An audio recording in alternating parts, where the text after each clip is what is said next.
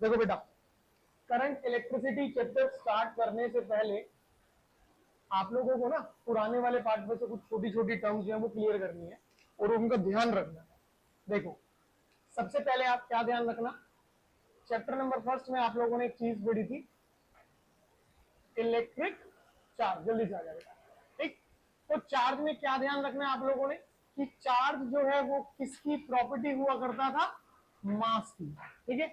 जिसकी वजह से उसने दो चीजें करी थी, एक शो करा था इलेक्ट्रिकल इफेक्ट और एक शो करा था मैग्नेटिक इफेक्ट। बस इतना सा पॉइंट ध्यान रखोगे कि चार्ज क्या था, चार्ज किसी भी मास की या मैटर की वो इंट्रिंसिक प्रॉपर्टी थी जिसकी वजह से उसने दो चीजें शो करी, पहली इलेक्ट्रिकल इफेक्ट और दूसरी मैग्नेटिक इफेक्ट। फिर इसके बाद ध्यान रखना कि चार्ज को हम लोगों ने अगर बात करें नेचर वाइज पोलैरिटी के बेसिस पर, बेटू जल्दी से आएगा, तो दो क्लासिफिकेशन बना दी थी, एक पॉजिटिव और एक नेगेटिव। पॉजिटिव की बात करते थे तो इसमें हम लोगों ने किसको ले लिया था, प्रोटॉन को, और अगर बात करी नेगेटिव की तो इसमें आप लोगों ने क्या कंसीडर करा था, इलेक्ट्रॉन। अब प्रोटॉन हो चाहे इलेक्ट्रॉन हो, आपको चार्ज की वैल्यू प्लस माइनस 1.6 10 की पावर माइनस 19 कूलम। इसको हम क्या कहते थे, अगर याद हो भाई, प्लस माइनस 1.6 इंटू 10 की पावर माइनस 19 कूलम को क्या कहते थे, एलिमेंट्री चार्ज। ये भी ध्यान रखना है, ठीक। इसी को आप लोगों ने क्या नाम दिया था, दिस इज वी हैव हमारा एलिमेंट्री चार्ज, और किससे रिप्रेजेंट करते थे, ई से। तो एक छोटा सा पॉइंट ये ध्यान रखो, हो जाएगा सबका। फिर इसके बाद बेटू आप लोगों को एक छोटा सा कंसेप्ट चाहिए अपनी क्लास 10th से,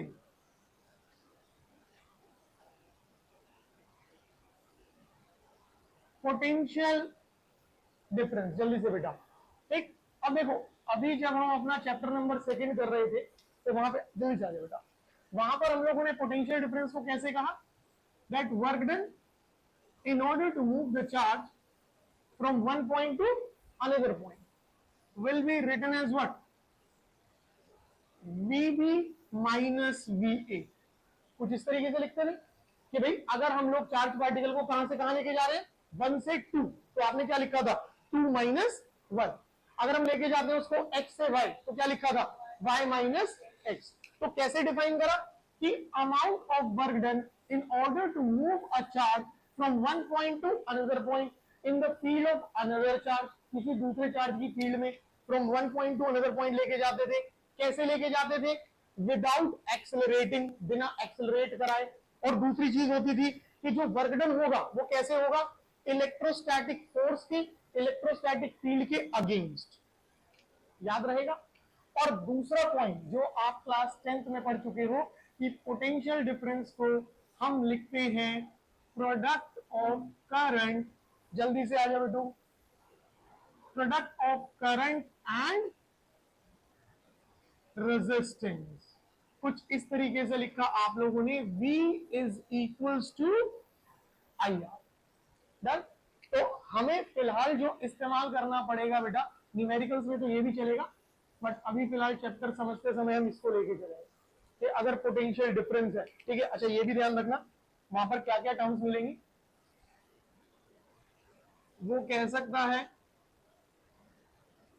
पोटेंशियल डिफरेंस, वो कह सकता है पोटेंशियल ड्रॉप, वो कह सकता है वोल्टेज अक्रॉस अ रेजिस्टर, और या फिर potential drop across a resistor, या फिर potential difference across a resistor. इनमें से कोई भी टर्म बोले, ठीक है। क्या बोल सकता है, simple potential difference, simple potential drop, voltage across a resistor, potential drop across a resistor, ठीक, या फिर potential difference across a resistor. सबके लिए हम क्या यूज करते हैं बेटू, करंट इनटू रेजिस्टेंस। तो ये कुछ वो पॉइंट्स हैं जो आप लोगों को अपने प्रीवियस कंसेप्ट में से ध्यान रखने इस चैप्टर के लिए, याद रहेगा, ठीक। नाउ अब आते हैं हम लोग अपने मेन टॉपिक्स पर। देखिए बेटा, सबसे पहला इज योर करंट कैरियर्स। कुछ नाम से क्लियर हो रहा है? करंट कैरियर्स मतलब जो करंट को क्या करेगा, जल्दी से विश्व करंट को कैरी करेगा। भाई फॉर एग्जांपल हमारे हाउस होल्ड सर्किट्स के अंदर वायर्स लगी हुई है, वो वायर किस चीज की बनी है? कॉपर वायर है, कंडक्टर है। तो कॉपर वायर के अंदर, उस मेटल वायर के अंदर ऐसी क्या चीज है जिसकी वजह से उस वायर में करंट फ्लो करने लगता है? दिस इज फ्री इलेक्ट्रॉन्स, हाँ या ना? इसका मतलब अगर मैं बात करता हूं सॉलिड को लेकर के, तो सॉलिड में बात होगी हमारी किससे बेटू? मेटल्स के साथ। और मेटल्स में जो करंट कैरी करने का काम करेगा वो कौन करेगा? आपके फ्री इलेक्ट्रॉन्स, हाँ या ना? जल्दी से बेटा, अगर मैं बात करता हूं लिक्विड स्टेट की,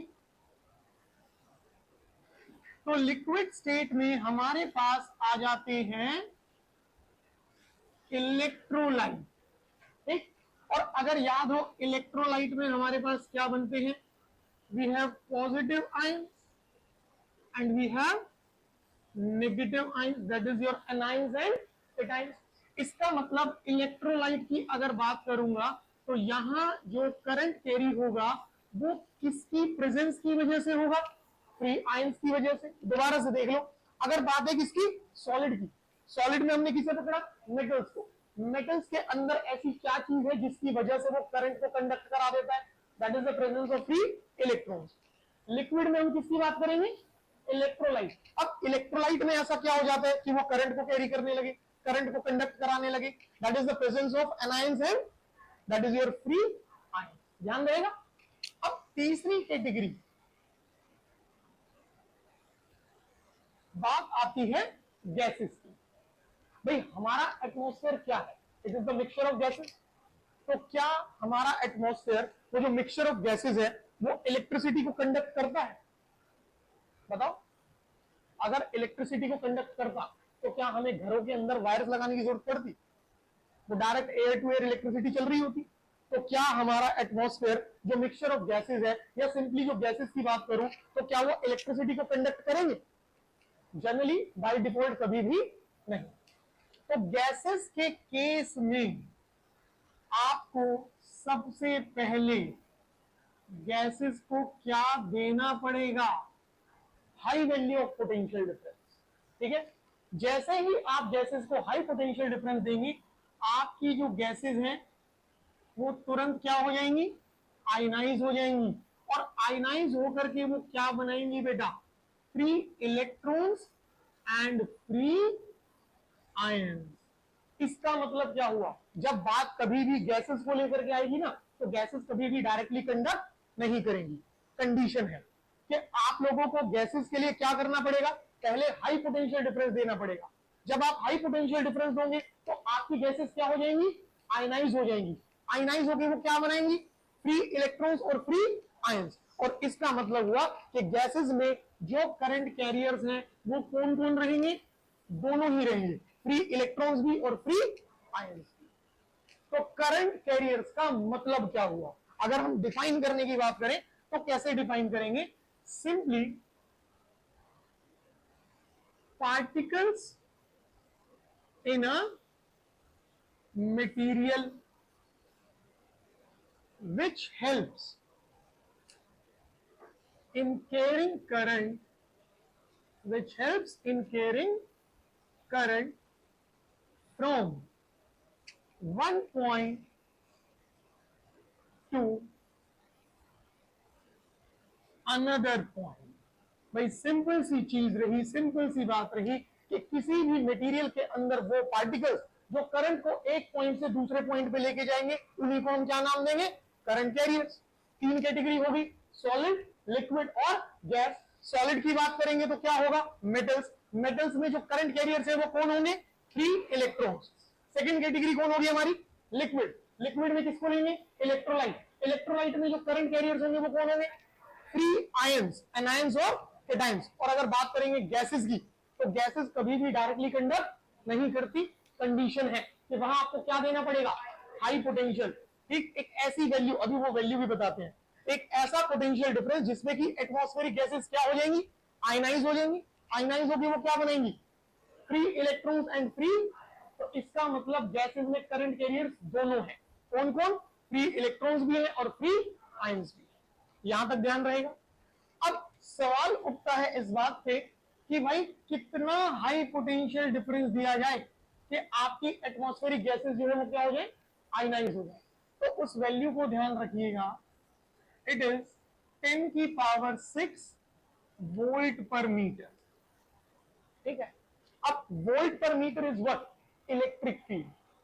तो वोल्ट पर मीटर है वो क्या होती है आपके पास, इलेक्ट्रिक फील्ड। इसका मतलब हमें इतनी स्ट्रॉन्ग इलेक्ट्रिक फील्ड देनी पड़ेगी जिससे कि आपकी जो एटमॉस्फेरिक गैसेस है वो क्या हो जाएंगी, आयनाइज हो जाएंगी। अब हम बात तो कर रहे हैं कि हमें क्या देना है, हाई पोटेंशियल डिफरेंस, बट लिख क्या रहे हैं, electric field. No, what does it mean, इसका मतलब क्या हुआ, आप पोटेंशियल डिफरेंस देने के लिए क्या करोगे, या तो source of voltage battery use करोगे, सेल यूज करोगे, हाँ है ना। अब उसमें क्या होगा, एक पॉजिटिव टर्मिनल होगा और एक, और पॉजिटिव टर्मिनल और नेगेटिव टर्मिनल वहां क्या जनरेट करेंगे, इलेक्ट्रिक फील्ड। आई बात समझ। तो यहां जो हमने ये वैल्यू लिखी है, यूनिट के हिसाब से अगर देखते हो तो ये क्या बन रही है आपकी, इलेक्ट्रिक फील्ड। बट जो स्ट्रॉन्ग इलेक्ट्रिक फील्ड होगी वो दी भी किसकी हेल्प से जाएगी, किसी सोर्स ऑफ पोटेंशियल डिफरेंस की हेल्प से। और सोर्स ऑफ पोटेंशियल डिफरेंस में एक पॉजिटिव टर्मिनल होगा और एक नेगेटिव, तो वो क्या जनरेट कर देगा वहां पे, इलेक्ट्रिक फील्ड। तो ध्यान रखिएगा कितनी होती है वो, 10⁶ वोल्ट पर मीटर, और इसको नाम दिया गया है, this is known as dielectric breakdown. इसी को क्या नाम देते हैं बेटा, डाइलेक्ट्रिक ब्रेकडाउन। ये सारे पॉइंट्स याद रहेंगे अच्छे से, फटाफट से इन्हें नोट करो जल्दी से बेटा। भाई ऑनलाइन में जितने भी बच्चे कनेक्टेड है बेटा, साथ साथ नोट मेकिंग करनी है, फटाफट से करेंगे।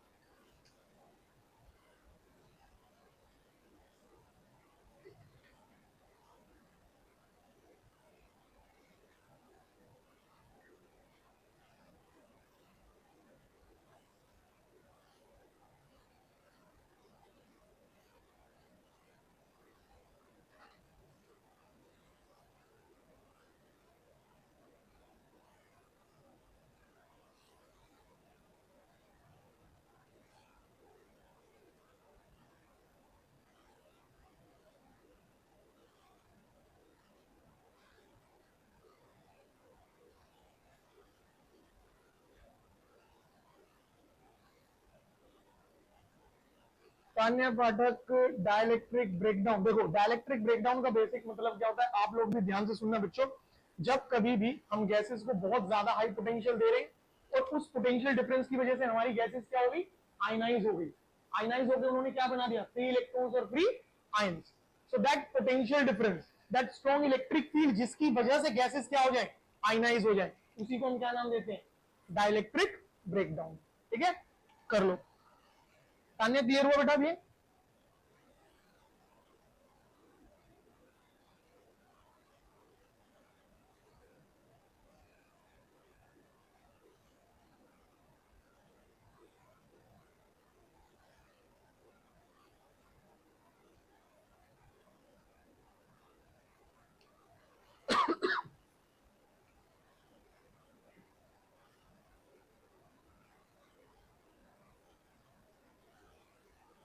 लिखने की स्पीड बढ़ाओ, समझने की भले ही थोड़ी कम कर लो, कोई दिक्कत नहीं है, और जल्दी जल्दी लिखेंगे बेटा।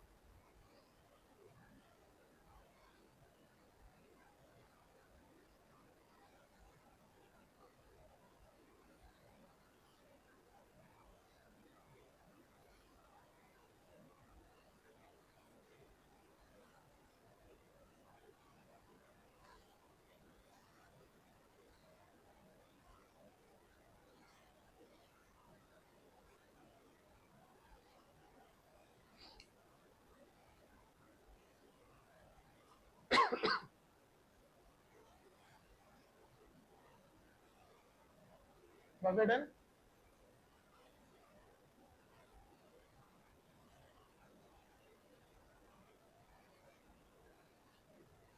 लिखा बेटा तुमने? वहां पे डायलेक्ट्रिक ब्रेकडाउन जो टर्म लिखी है ना, उसके साथ लिख लो वहां पे। Dielectric breakdown is the dielectric breakdown is the strong electric field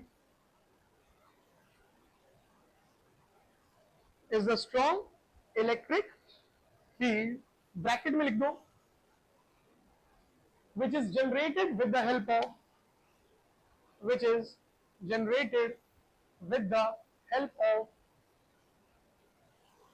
strong potential difference which is generated with the help of strong potential difference bracket close कर देना at which the atmospheric gases at which the atmospheric gases gets ionized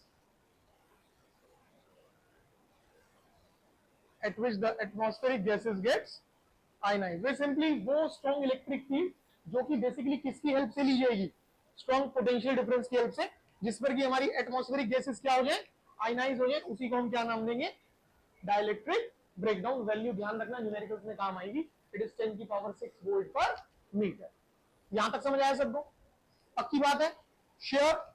now अगला concept ध्यान से देखेंगे, this is all about electromotive force, that is EMF. ठीक भाई, अगर आप ध्यान से देखें जो ईएमएफ है उसको हमने क्या लिखा, इलेक्ट्रोमोटिव फोर्स, बट ध्यान रहे it is not a force. हम कह तो रहे हैं दैट इलेक्ट्रोमोटिव फोर्स, बट ये फोर्स नहीं होता। It is not a force but a type of work done. But क्या है आपके पास, but a type of work done. अब देखते हैं कि हमने बोला कि भाई it is not a force but a type of work done, तो क्या चीज है। ठीक, इसके लिए आपके पास बेटा दो केसेस हैं इसे समझने के लिए। तो सबसे पहले आप लोग देखिए अपना case number 1, and case number 1 जो है, दिस इज क्लोज्ड सर्किट। हम लोग ईएमएफ को समझने की कोशिश करेंगे, कैसे सर्किट में, क्लोज सर्किट में। अब अगर बात क्लोज सर्किट की आती है, ठीक, तो समझो, मान लीजिए मेरे पास एक ये कंडक्टर है, so the conductor is x y, और इस कंडक्टर के एंड्स को मैंने एक वायर के थ्रू ऐसे लिया, ठीक है, और मैंने इन दोनों टर्मिनल्स को, say this terminal is a and this terminal is b, मैंने इन दोनों को आपस में कनेक्ट कर दिया। डन। भाई कंडक्टर है तो कंडक्टर के अंदर अपने फ्री इलेक्ट्रॉन्स होंगे जरूर। तो आप ये बताइए क्या इस सिचुएशन के अंदर यहां कोई करंट फ्लो करेगा? हमने कोई सोर्स ऑफ पोटेंशियल डिफरेंस नहीं लगाया, हमने ना कोई बैटरी लगाई है और ना ही कोई सेल लगाया है, तो क्या यहां कोई करंट फ्लो कर सकता है? क्यों नहीं कर सकता? देखो अब ध्यान से समझना, जो कंडक्टर है, कंडक्टर के अंदर फ्री मूविंग इलेक्ट्रॉन्स होते हैं या नहीं? तो इलेक्ट्रॉन्स तो फ्रीली रैंडमली मूव कर रहे हैं, तो करंट क्यों नहीं बन रहा? हाँ Vishvendra, this is the point. Charges की जो प्रेजेंस है, जो इलेक्ट्रॉन्स की प्रेजेंस है, उनके रैंडम मूव करने से करंट नहीं बनता। करंट कब माना जाएगा? जब वो कैसे मूव करें, एक स्पेसिफिक डायरेक्शन के अंदर। अभी हमने यहां कोई पोटेंशियल डिफरेंस नहीं कनेक्ट कर रखा, ना कोई एसी सोर्स है ना कोई डीसी सोर्स है, हमने कोई वोल्टेज सोर्स नहीं दिया। कंडक्टर के फ्री इलेक्ट्रॉन्स मूव तो करेंगे, पर कैसे मूव करेंगे? रैंडमली। आई बात समझ? अगर हम चाहते हैं कि वहां करंट बने, तो हमें उन इलेक्ट्रॉन्स को कैसे मूव कराना पड़ेगा? एक स्पेसिफिक डायरेक्शन में। और स्पेसिफिक डायरेक्शन में मूव कराने के लिए समझना ध्यान से, जब हमें स्पेसिफिक डायरेक्शन में मूव कराना है, तो उसके लिए हम क्या करेंगे, अपने कंडक्टर के एंड्स को कनेक्ट कर देंगे एक सोर्स ऑफ पोटेंशियल डिफरेंस के साथ। से दिस इज V वोल्ट, ये लगा दी हम लोगों ने एक की। और करंट की प्रेजेंस देखने के लिए अभी हम ये नहीं देख रहे कि करंट कितना है, अभी हम सिर्फ ये देखेंगे कि करंट होगा या नहीं होगा। तो उसके लिए आपको क्या लगाना है, हमेशा गैल्वेनोमीटर। जैसे ही हमने सर्किट बनाया और अपनी इस की को क्लोज कर दिया, तो ये कैसा सर्किट बनेगा हमारा, क्लोज सर्किट। अब क्योंकि सोर्स ऑफ पोटेंशियल डिफरेंस आ गया है, अब पोटेंशियल डिफरेंस आ गया, इधर नेगेटिव टर्मिनल है, इधर पॉजिटिव, तो जो ये नेगेटिव टर्मिनल होगा वो हमारे इलेक्ट्रॉन्स को इस तरीके से रिपल्सिव फोर्स देगा, और जो पॉजिटिव टर्मिनल होगा वो हमारे इलेक्ट्रॉन्स को क्या करेगा, अपनी तरफ अट्रैक्ट करेगा। हाँ या ना? इसका मतलब जो सोर्स ऑफ पोटेंशियल डिफरेंस है उसने क्या करा, उसने इलेक्ट्रॉन्स को एक क्लोज पाथ पे मूव कराना शुरू कर दिया। पहले इलेक्ट्रॉन्स कैसे मूव कर रहे थे, रेंडमली, बट जैसे ही सोर्स ऑफ पोटेंशियल डिफरेंस आया वो कैसे मूव करने लगे, एक डायरेक्शन में। अब मैं कह सकता हूं कि इस सर्किट में करंट बनेगा, हाँ या ना? सो इस सोर्स ऑफ पोटेंशियल डिफरेंस ने करा क्या, वर्क किया चार्ज पार्टिकल्स को एक क्लोज पाथ पे मूव कराने के लिए। So this is known as what, EMF. इसी को क्या कहा जाता है, ईएमएफ कहा जाता है। आई बात समझ? तो अगर मैं ईएमएफ को डिफाइन करना चाहता हूं, वो भी किस सेंस में, क्लोज सर्किट वाली सेंस में, तो कैसे करेंगे, ध्यान से समझो अक्षित। So now what is this EMF, this is simply the amount of work done in order to move the electrons over a closed path। ठीक है भाई, आपके सोर्स ऑफ पोटेंशियल डिफरेंस ने वर्क करना शुरू करा उन इलेक्ट्रॉन्स को कैसे मूव कराने के लिए, क्लोज पाथ में मूव कराने के लिए, उसी को क्या कहा जाएगा, ईएमएफ। मतलब मैं लिख सकता हूं कि EMF is the work done in order to move the charge. लिख सकते हैं, नहीं लिख सकते, पक्की बात। But work done in order to move the charge क्या होता था, या तो पोटेंशियल और या फिर पोटेंशियल डिफरेंस। भव्य पढ़ाई में ध्यान, work done in order to move the charge क्या होता था, या तो मैं पोटेंशियल कहूंगा और या फिर क्या कहूंगा, पोटेंशियल डिफरेंस कहूंगा। बट आपको याद होना चाहिए, अगर हम कहना चाहते हैं पोटेंशियल, तो पोटेंशियल में जो वर्क डन होता था वो इंफिनिटी से कराते थे, हाँ या ना? और जो पोटेंशियल डिफरेंस होता था from one point to another point. आप चेक करो यहां पे, इस केस में जो वर्क डन है वो इंफिनिटी टू गिवन पॉइंट है, या फिर जो वर्क डन है वो from one point to another point है, फ्रॉम वन पॉइंट टू।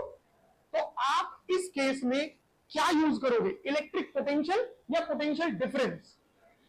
बात समझ आई? तो इसका मतलब ईएमएफ को हम एक तरह का, ये सुनना ध्यान से, क्या कह रहे हैं, ईएमएफ को हम एक तरह का क्या कहेंगे, पोटेंशियल डिफरेंस। कैसा पोटेंशियल डिफरेंस अभी नहीं पता, मिनिमम है, मैक्सिमम है, एवरेज है, अभी इस बारे में नहीं मालूम। सिर्फ हमें यह पता लगा कि ईएमएफ को हम क्या कह सकते हैं, एक तरह का पोटेंशियल डिफरेंस। और यह बात हमें कैसे पता लगी, क्योंकि जब हमने यहां देखा, ठीक है, तो ईएमएफ क्या निकल के आया, work done in order to move the charge over a closed path. इतना पॉइंट क्लियर है सबको, पक्की बात? तो इसका मतलब अगर मैं बात करता हूं यूनिट लिखने की, तो यूनिट क्या रहेगी, जूल पर कूलम, जिसे कि आप क्या लिखते हैं, वोल्ट।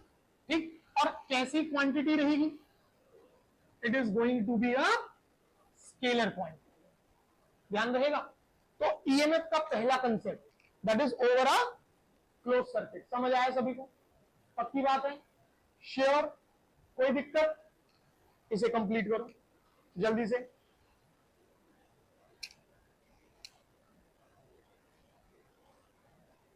भाई ऑनलाइन में जो बच्चे कनेक्टेड है बेटा, यहां तक क्लियर है सभी को?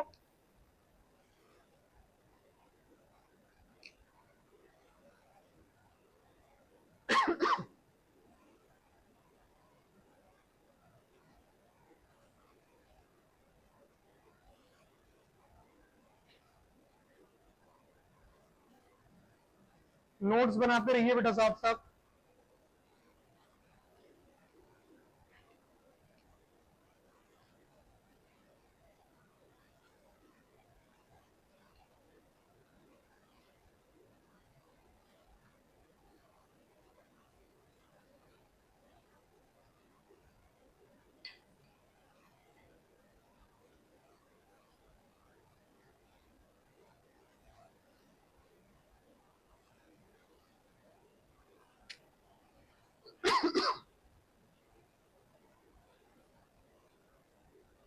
स्वीटी क्लियर है बेटा? यश क्लियर है यहां तक? कामोन पक्का? भव्य आयुष क्लियर है बेटा? दिवाकर वैष्णव क्लियर है बेटू? पंचिका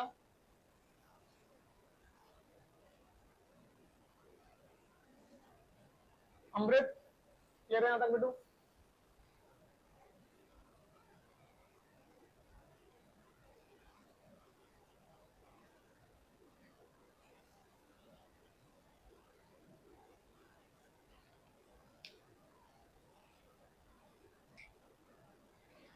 जैसे ही हो जाए बेटा बताइए फटाफट से। आदित्य समझ आया बेटा यहां तक? दोनों विमल क्लियर है भाई? अक्षत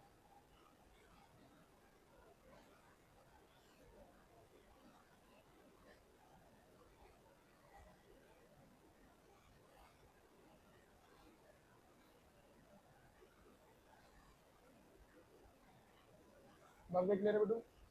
पक्का? तो भव्य आप बताइए कि ईएमएफ को हमने स्केलर क्यों कहा? हाँ एल्जेब्रिक प्रॉपर्टी है, वो तो करंट है ना, उसके बारे में तो अभी हम आगे जिक्र करेंगे। अभी मैं बात कर रहा हूं इलेक्ट्रोमोटिव फोर्स की, ईएमएफ की।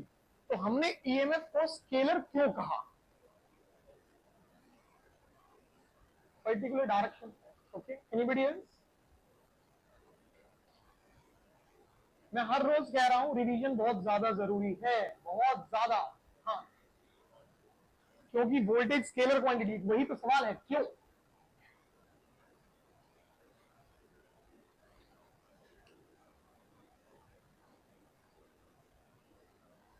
ये कंप्लीट करा सबने? नहीं करा?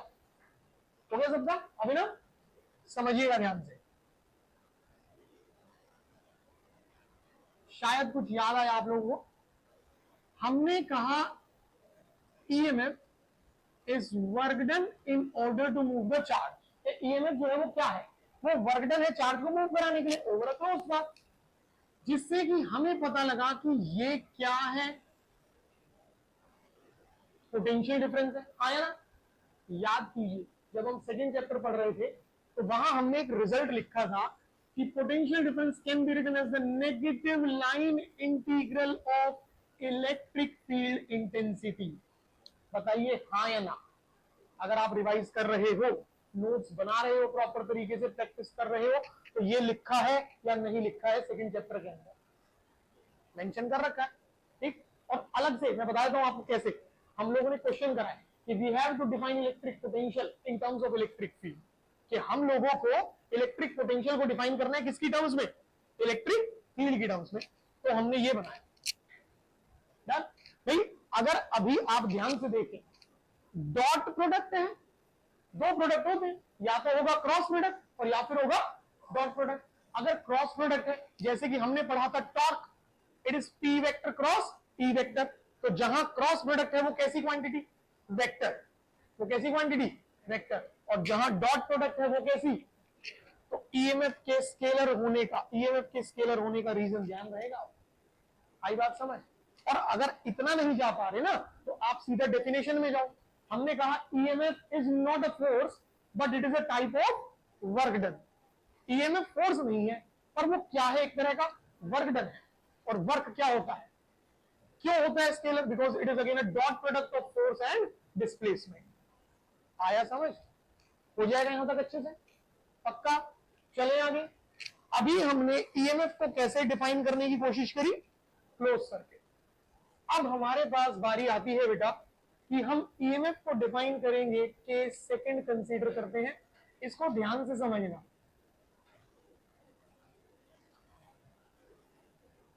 इन ओपन सर्किट, बेटा हमने अभी जो ये वाला केस पढ़ा है ना, ठीक, ये न्यूमेरिकल्स वगैरह में कहीं यूज नहीं होगा। अगर यूज हुआ भी तो हल्का सा छोटा मोटा कोई रीजन असर्शन में फंस जाएगा, ठीक है। बट ये वाला जो पॉइंट आप पढ़ोगे न्यूमेरिकल्स में यही चाहिए, ठीक है। अब देखो ध्यान से, मैंने ये कंडक्टर लिया, कंडक्टर के मेरे एंड्स जो है वो रहे एक्स वाई, ऑनलाइन वाले बच्चे बेटू ध्यान से समझेंगे। और मैंने कनेक्ट कर दिया है इसे एक सोर्स ऑफ पोटेंशियल डिफरेंस के साथ with the help of a की, और देखने के लिए कि भाई करंट फ्लो कर रहा है या नहीं कर रहा, गैल्वेनोमीटर लगाइए, ठीक। ये होंगे मेरे कंडक्टर के अंदर अपने फ्री इलेक्ट्रॉन्स। बट मैंने क्या करा है, अपनी की को अब क्लोज नहीं करा, क्या रखा है, ओपन रखा है। अगर की को ओपन रखा है तो मेरे पास करंट कितना होगा सर्किट में, जीरो, हाँ या ना, मानते हो। अगर सर्किट में कोई करंट फ्लो नहीं कर रहा तो क्या मेरा ये सोर्स ऑफ पोटेंशियल डिफरेंस किसी भी तरीके से इस्तेमाल हो रहा है, क्या ये यूज हो रहा है, नहीं हो रहा। मान लो यहां लिखा हुआ है 5 वोल्ट, ठीक है। तो ये जो 5 वोल्ट लिखा हुआ है, ये वैल्यू मैक्सिमम रहेगी या नहीं रहेगी, सिर्फ आराम से सोचो।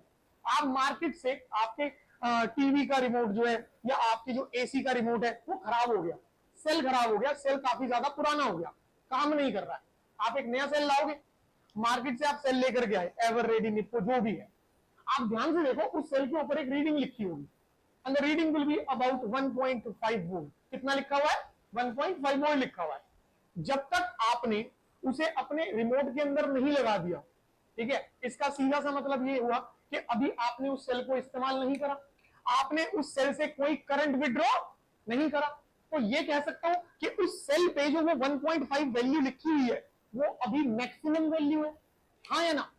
और वो जो लिखा है, ये जो 5 वोल्ट मैक्सिमम वैल्यू लिखी है, ये क्या है, मैक्सिमम पोटेंशियल डिफरेंस, हाँ या ना।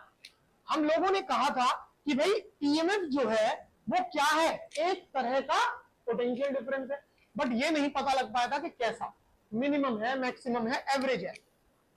अब ध्यान से देखो, हमने देखा यहां पे कि कैसा पोटेंशियल डिफरेंस बन रहा है। तो अगर हम बात करते हैं ओपन सर्किट की, तो ओपन सर्किट के अंदर हमारा ईएमएफ क्या होता है, समझो। तो EMF is what? It is the maximum potential difference when current in the circuit is zero, ठीक है। Current in the circuit is zero का मतलब क्या हुआ, इसका सीधा सा मतलब ये हुआ that no current is withdrawn from, no current is withdrawn from cell or battery. हमने अपनी बैटरी से, हमने अपने सेल से कोई भी करंट विड्रॉ नहीं करा। भाई जब तक वहां से वो चीज विड्रॉ नहीं कर रहे तो वो अमाउंट क्या रहेगा, मैक्सिमम रहेगा, and that maximum potential difference is termed as what, EMF. उसी को क्या कहा जाएगा, ईएमएफ कहा जाएगा। आई बात समझ में, श्योर। तो दो केस, ताने क्लियर हुआ नहीं हुआ, भाई दो केसेस हैं आपके पास। पहला, अगर आप बात कर रहे हैं किस तरह के सर्किट में, क्लोज सर्किट में, तो क्लोज सर्किट में ईएमएफ को कैसे डिफाइन करोगे, कि एक तरह का वर्क डन है जो कि इलेक्ट्रॉन्स को, जो कि चार्ज को मूव कराने के लिए किया जा रहा है over a close path, simple बात होगी। फिर सेकंड केस आया किस चीज का, ओपन सर्किट का। अगर सर्किट ओपन है इसका मतलब सर्किट में करंट कितना है, जीरो। आपने वहां सेल लगाया हुआ है, आपने वहां बैटरी लगाई हुई है, बट सर्किट को कैसा रखा, ओपन। इसका मतलब आपका सेल, आपकी बैटरी किसी भी तरीके से इस्तेमाल नहीं हो रही है। अगर वो इस्तेमाल नहीं हो रही तो उसकी जो वो पोटेंशियल डिफरेंस की वैल्यू है वो कैसी रहेगी, मैक्सिमम रहेगी, and that maximum potential difference is known as what, EMF. उसी को हम क्या कहेंगे, ईएमएफ कहेंगे। आई बात समझ में, कर सकते हैं अच्छे से, हाँ। एक बात बताइए देवी जी, अगर आपका विद्युत धारा का प्रवाह शून्य है, करंट शून्य है, तो इलेक्ट्रॉन्स का मेरी चाची लेके जाएगी। करंट कब बनता? जब इलेक्ट्रॉन्स एक डायरेक्शन में मूव करते हैं। हमने पोटेंशियल डिफरेंस को काम करने ही नहीं दिया, तो करंट कहां से बनेगा? इलेक्ट्रॉन्स रैंडमली मूव करेंगे। कंडक्टर के अंदर कैसे मूव करेंगे? रैंडमली, बट एक डायरेक्शन में नहीं। तभी तो करंट कितना चल रहा है। आई बात समझ में भाई? क्लियर हुआ यहां तक? मिस हो गया? पक्का? छापो। अच्छा, छापने से पहले सुनो ध्यान से, इसको थोड़ा और तरीके से क्लियर करने की कोशिश करते हैं।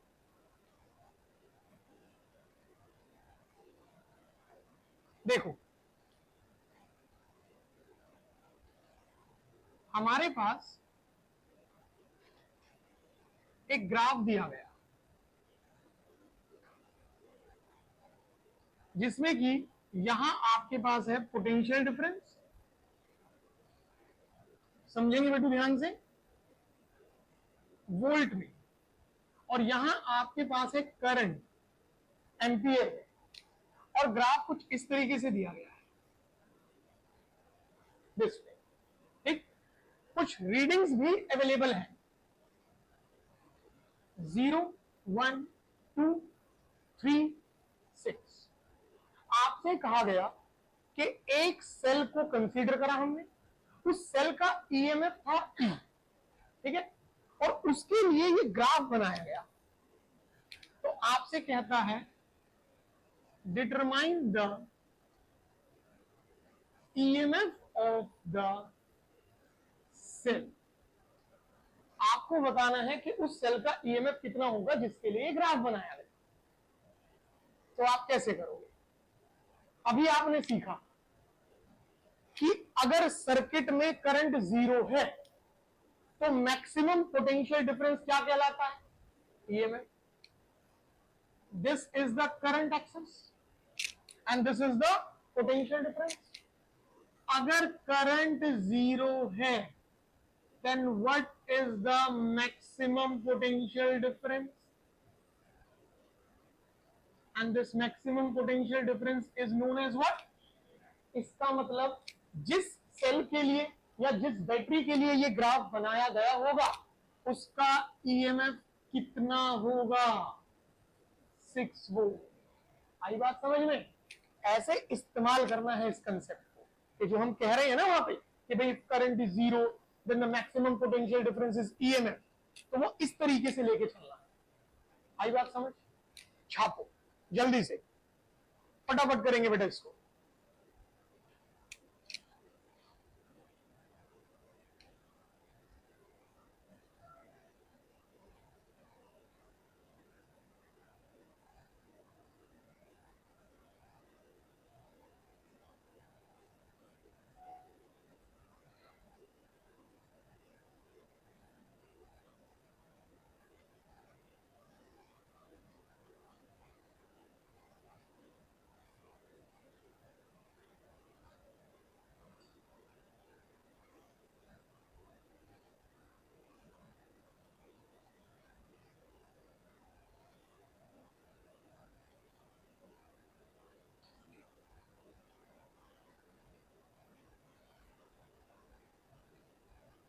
लाभांशी क्लियर है बेटा?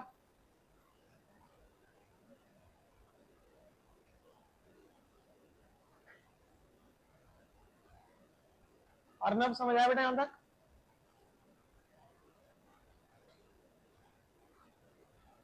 विनायक क्लियर है बेटू? स्वीटी जी पक्का?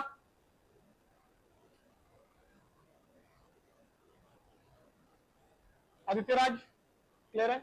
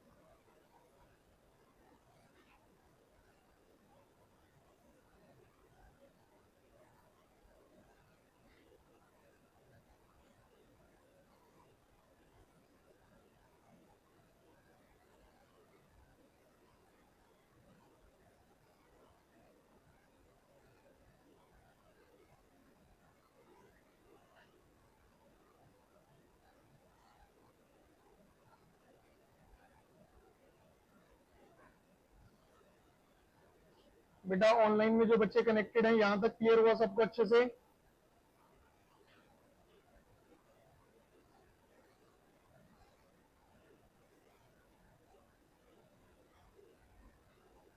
डन बेटू, हुआ सबका?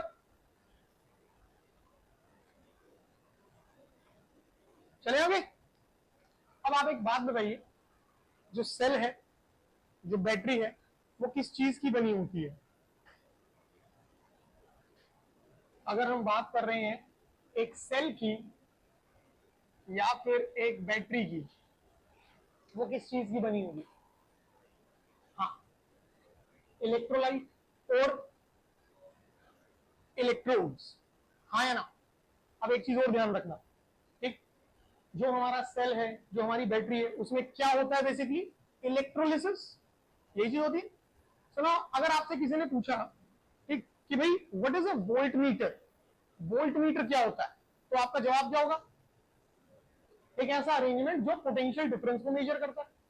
देसी भाषा में कहें तो आप कह देंगे वोल्टेज बताएगा, हाँ या ना? तो वोल्ट मीटर कौन होता है? जो पोटेंशियल डिफरेंस को मेजर करता है। बट अगर किसी ने आपसे पूछा कि वोल्टा मीटर क्या होता है, वोल्ट मीटर तो हो गया, बट अब किसकी बात कर रहा है वो? Voltameter. So what is a voltameter? The container in which electrolysis is carried out. जब आप इलेक्ट्रोलिसिस करोगे, कंटेनर लोगे ना, उस कंटेनर के अंदर ही आप क्या रखोगे? इलेक्ट्रोलाइट रखोगे, आप अपना इलेक्ट्रोड लगाओगे, हाँ या ना? जैसे सेल और बैटरी है, ठीक है, भले ही हम लोग अब जो यूज करते हैं वो ड्राई सेल वाला सिस्टम है हमारा, बट केज तो उसमें भी है जिसके के अंदर उसे पूरा का पूरा रखा जाएगा। So that container in which electrolysis is carried out is known as what? Voltameter. ध्यान रखना है। तो वोल्ट मीटर और वोल्टा मीटर। अब वोल्टा ये नहीं कि बहुत बड़ी वोल्टेज मेजर कर रहा है, ऐसा कुछ भी नहीं है। तो वोल्ट मीटर जो क्या मेजर करेगा? Potential difference. और वोल्टा मीटर क्या है? The container in which electrolysis is carried out. ध्यान रहेगी बात। अब हम आते हैं इंटरनल रेजिस्टेंस पर। भाई मैंने बात करी एक सेल को लेकर के, या फिर हमने बात करी बेटू एक बैटरी को लेकर के। अगर सेल बना रहे हो तो कुछ इस तरीके से बनाया जाता है, अगर बैटरी बना रहे हो तो नंबर ऑफ सेल्स को आप ऐसे कनेक्ट कर लो, तो ये आपकी बैटरी बन गई, ठीक है। अब बेटा चाहे सेल हो चाहे आपकी बैटरी हो, दोनों में ही आपके क्या लगे होंगे? इलेक्ट्रोड एंड इलेक्ट्रोलाइट, हाँ या ना? भाई ये आपके मेन कंपोनेंट है। आपको इलेक्ट्रोड चाहिए सो दैट आयंस डिसोसिएट जब हो तो वो एनायंस और केटायंस जो है वो रिस्पेक्टिव वे में आपके एनोड और कैथोड पे डिपॉजिट होंगे जा करके। तो आपको क्या चाहिए वहां पे? इलेक्ट्रोड चाहिए। और जो एनायंस और केटायंस बनेंगे वो किसमें से बनेंगे? इलेक्ट्रोलाइट। तो ये तो दो चीजें हैं जो चाहिए ही चाहिए आपको। अब एक बात बताओ, आपका चाहे इलेक्ट्रोड है चाहे इलेक्ट्रोलाइट है, ये दोनों ही किस तरह के मटेरियल होंगे? कंडक्टर होंगे, हाँ या ना? विमल पढ़ाई में ध्यान। ये दोनों ही किस तरह के मटेरियल होंगे? कंडक्टर। एंड क्लास 10 हमने एक पॉइंट पढ़ा कि हर एक कंडक्टर की एक प्रॉपर्टी होती है which oppose the flow of current, जो कि करंट के फ्लो को क्या करती है? अपोज करती है, हाँ या ना? And that property is known as what? उस प्रॉपर्टी को आप क्या कहते हैं? एग्री टू दिस पॉइंट और नॉट? कि भाई अगर कोई भी कंडक्टर है तो कंडक्टर की एक प्रॉपर्टी है जो कि करंट के फ्लो को क्या करती है? अपोज करती है, and that property is known as what? Resistance. तो आप जरा सोचिए, क्या इलेक्ट्रोड और इलेक्ट्रोलाइट करंट के फ्लो को रेजिस्ट नहीं कर रहे होंगे? बिंदास करेंगे। और ये रेजिस्टेंस जो है वो सेल के अंदर और बैटरी के अंदर होगा या बाहर होगा? अंदर होगा, हाँ या ना? That's why known as what? Internal resistance. आई बात समझ कि इंटरनल रेजिस्टेंस क्या है? समझे ध्यान से। सो अगर डिफाइन करते हैं तो इंटरनल रेजिस्टेंस क्या बना? This is simply the resistance offered by offered by the electrode and electrolyte of a cell or a battery. ठीक है, एक सेल का इलेक्ट्रोड इलेक्ट्रोलाइट या एक बैटरी का इलेक्ट्रोड और इलेक्ट्रोलाइट जो भी रेजिस्टेंस ऑफर करेंगे करंट के फ्लो को, उसी को हम क्या नाम देंगे? Internal resistance. ध्यान रहेगा, इंटरनल रेजिस्टेंस को रिप्रेजेंट किससे करा जाता है? इसके लिए जो सिंबल लिया जाता है बेटा, इट इज स्मॉल आर। जैसे नॉर्मल रेजिस्टेंस जो है उसके लिए हम कैपिटल आर लेते हैं ना, तो इंटरनल रेजिस्टेंस के लिए क्या रहेगा? स्मॉल आर रहेगा। ध्यान रहेगा सभी को, इंटरनल रेजिस्टेंस में कोई लोचा, सिंपल पॉइंट। अब जो मेन चीज है बेटू, आपको यहां जो ध्यान रखना है वो क्या याद रखना है? देखो, ये डिपेंड किस किस पे करता है कि इंटरनल रेजिस्टेंस किन चीजों पे निर्भर करेगा। सबसे पहली चीज अगर आप ध्यान से सोचें, it is the nature of electrodes and electrolyte. भाई मार्केट के अंदर आपके पास काफी सारी अलग अलग तरीके की बैटरीज हैं, अलग अलग तरीके के सेल हैं। भाई मान लीजिए आप इन्वर्टर के लिए बैटरी लेने गए, ठीक है, आपको कंपनी वाला जाकर के बोलता है, जो भी शॉपकीपर के पास आप गए कि भाई हमारे पास एक्साइड की बैटरी है, हमारे पास ल्यूमिनस की बैटरी है, हमारे पास एमेरॉन की बैटरी है। सबकी प्राइसिंग क्या है? अलग अलग। सबके पोटेंशियल डिफरेंस क्या है? सेम। आपको वो जो वोल्टेज देगी वो सबकी सेम है, 12 वोल्ट 12 वोल्ट 12 वोल्ट, बट क्या सबकी लाइफ एक जैसी है? भाई एमेरॉन पे आपको कह रहा है कि भाई साहब आप ये 2 साल बिंदास चलेगी, एक्साइड पे कह रहा है भाई साहब ये 2.5 साल बिंदास चलेगी, ल्यूमिनस पे कह रहा है कि लाइफ टाइम वारंटी है। कुछ तो गड़बड़ है। तो मेन डिफरेंस किस वजह से और कहां आ रहा है? Nature of electrode and electrolyte की वजह से। आई बात समझ में? तो पहला इंटरनल रेजिस्टेंस किस बात पे डिपेंड करेगा कि किस तरह का इलेक्ट्रोड और इलेक्ट्रोलाइट हमने इस्तेमाल किया है। सोचो ध्यान से, आप लोगों ने जो बैटरी बनाई, ठीक है, वो इस तरीके से डिजाइन करी कि वो आपको कितना potential difference they? 12 volt. Done. But आप लोगों ने जो वहां इलेक्ट्रोड और इलेक्ट्रोलाइट इस्तेमाल किया, उनका इंटरनल रेजिस्टेंस जो है वो काफी ज्यादा है। रेजिस्टेंस का काम क्या है? अपोज करना। आपकी जो बैटरी है वो आपको कितना पोटेंशियल डिफरेंस देना चाह रही है? 12 वोल्ट का। और जो इंटरनल रेजिस्टेंस है वो उस 12 वोल्ट के पोटेंशियल डिफरेंस को रेजिस्ट करेगा। तो क्या आपकी बैटरी आपको 12 वोल्ट का पोटेंशियल दे पाएगी? वो 12 वोल्ट से क्या हो जाएगा? हाँ या ना? तो आप इस सिचुएशन में क्या करेंगे? आपने जो बैटरी बनाई है वो बढ़िया एफिशिएंट है या नहीं? नहीं है। इसका मतलब आप ऐसा मटेरियल यूज करोगे जिसका इंटरनल रेजिस्टेंस क्या होगा? कम होगा। अगर इंटरनल रेजिस्टेंस कम होगा तो जो बैटरी हमने डिजाइन करी 12 वोल्ट का पोटेंशियल डिफरेंस देने के लिए, तो 12 वोल्ट के पोटेंशियल डिफरेंस को रेजिस्टेंस भी क्या मिलेगा? कम। और वो कोशिश करेगा कि मैक्सिमम टू मैक्सिमम वैल्यू आप तक पहुंचा सके। हाँ या ना? तो इसका मतलब इंटरनल रेजिस्टेंस किस बात पर निर्भर करेगा? सबसे पहले nature of electrode and electrolyte, कि आप किस तरह का मटेरियल इस्तेमाल कर रहे हो। ध्यान रहेगा। दूसरा पॉइंट, एरिया ऑफ इलेक्ट्रोड्स, बेटा ये इंपॉर्टेंट है, डिप्ड इन द इलेक्ट्रोलाइट। एक के इलेक्ट्रोड का कितना एरिया इलेक्ट्रोलाइट के अंदर डिप्ड है। अब ये पॉइंट क्या कहना चाह रहा है आपसे? अगर आपने घर में कभी देखा हो तो over a regular interval of time, लगभग 6 से 7 महीने बाद आपको जो बैटरी होती है उसमें जो बैटरी वाटर है वो टॉप अप करना पड़ता है या नहीं करना पड़ता? मानते हैं इस बात को कि लगभग हर 6 से 7 महीने बाद आपको उसमें क्या करना पड़ेगा? बैटरी वाटर रिफिल करना पड़ेगा। रिफिल करने का मतलब क्या हुआ? वहां से जो इलेक्ट्रोलाइट का लेवल है वो कम हो गया या नहीं? मान लीजिए ये मेरा इलेक्ट्रोड था, जब मेरी बैटरी नहीं है तो यहां तक का लेवल है, इतना लेवल है, बैटरी कॉन्टिन्यूसली इस्तेमाल हुई, ठीक है, लिक्विड लेवल यहां चला गया। अब जरा सोचिएगा, अगर इलेक्ट्रोलाइट का लेवल काफी नीचे आ गया है, so very less amount of area is dipped in the electrolyte. हाँ या ना?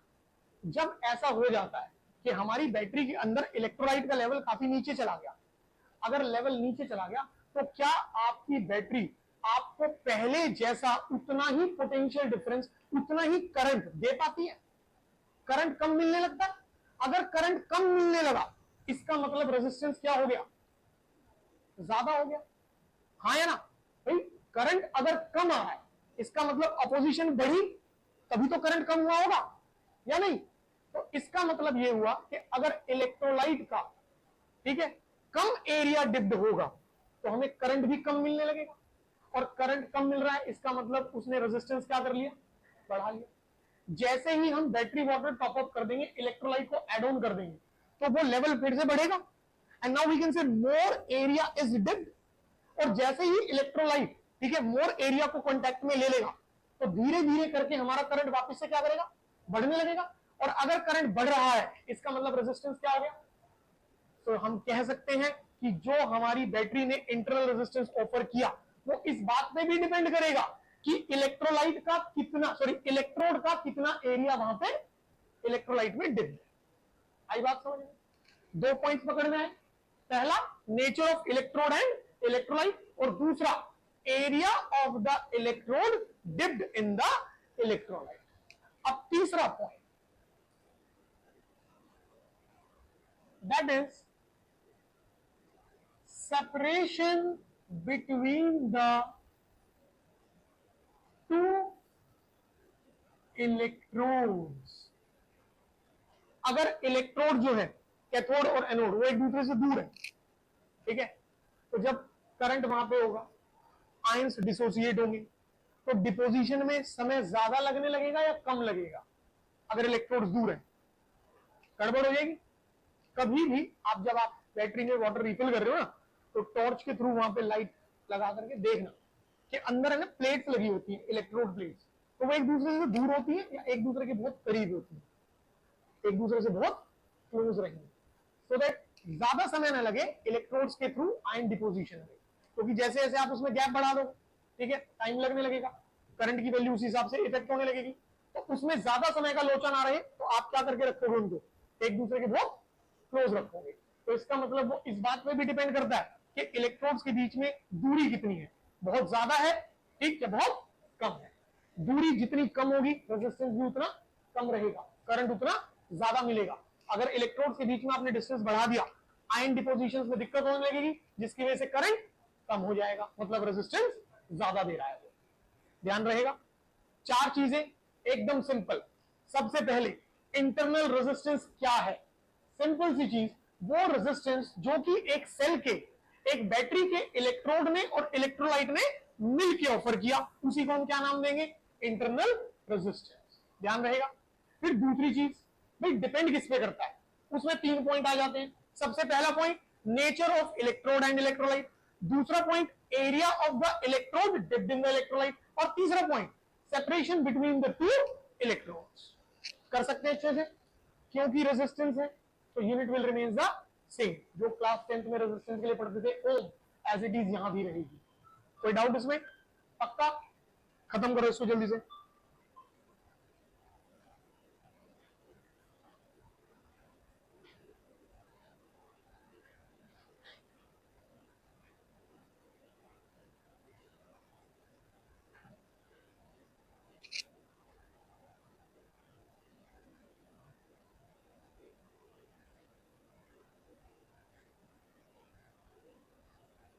अनुष्का, शौर्य, जो लाइव में कनेक्टेड है बेटा, इंटरनल रेजिस्टेंस क्लियर हुआ सबको अच्छे से?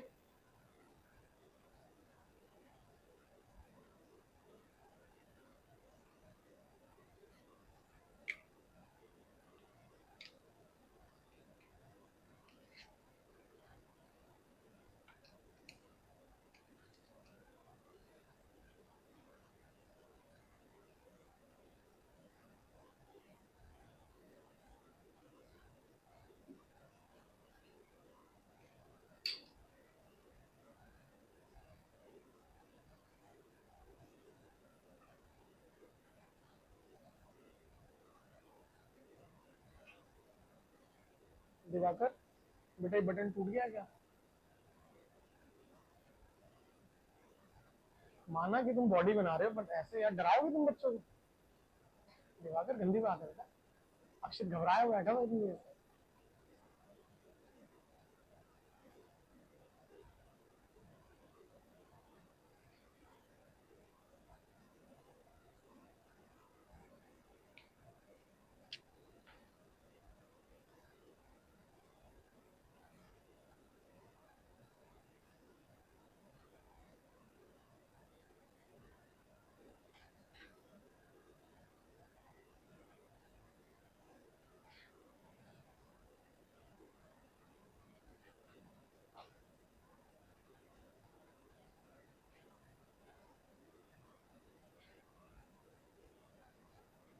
जल्दी से करेंगे बेटू।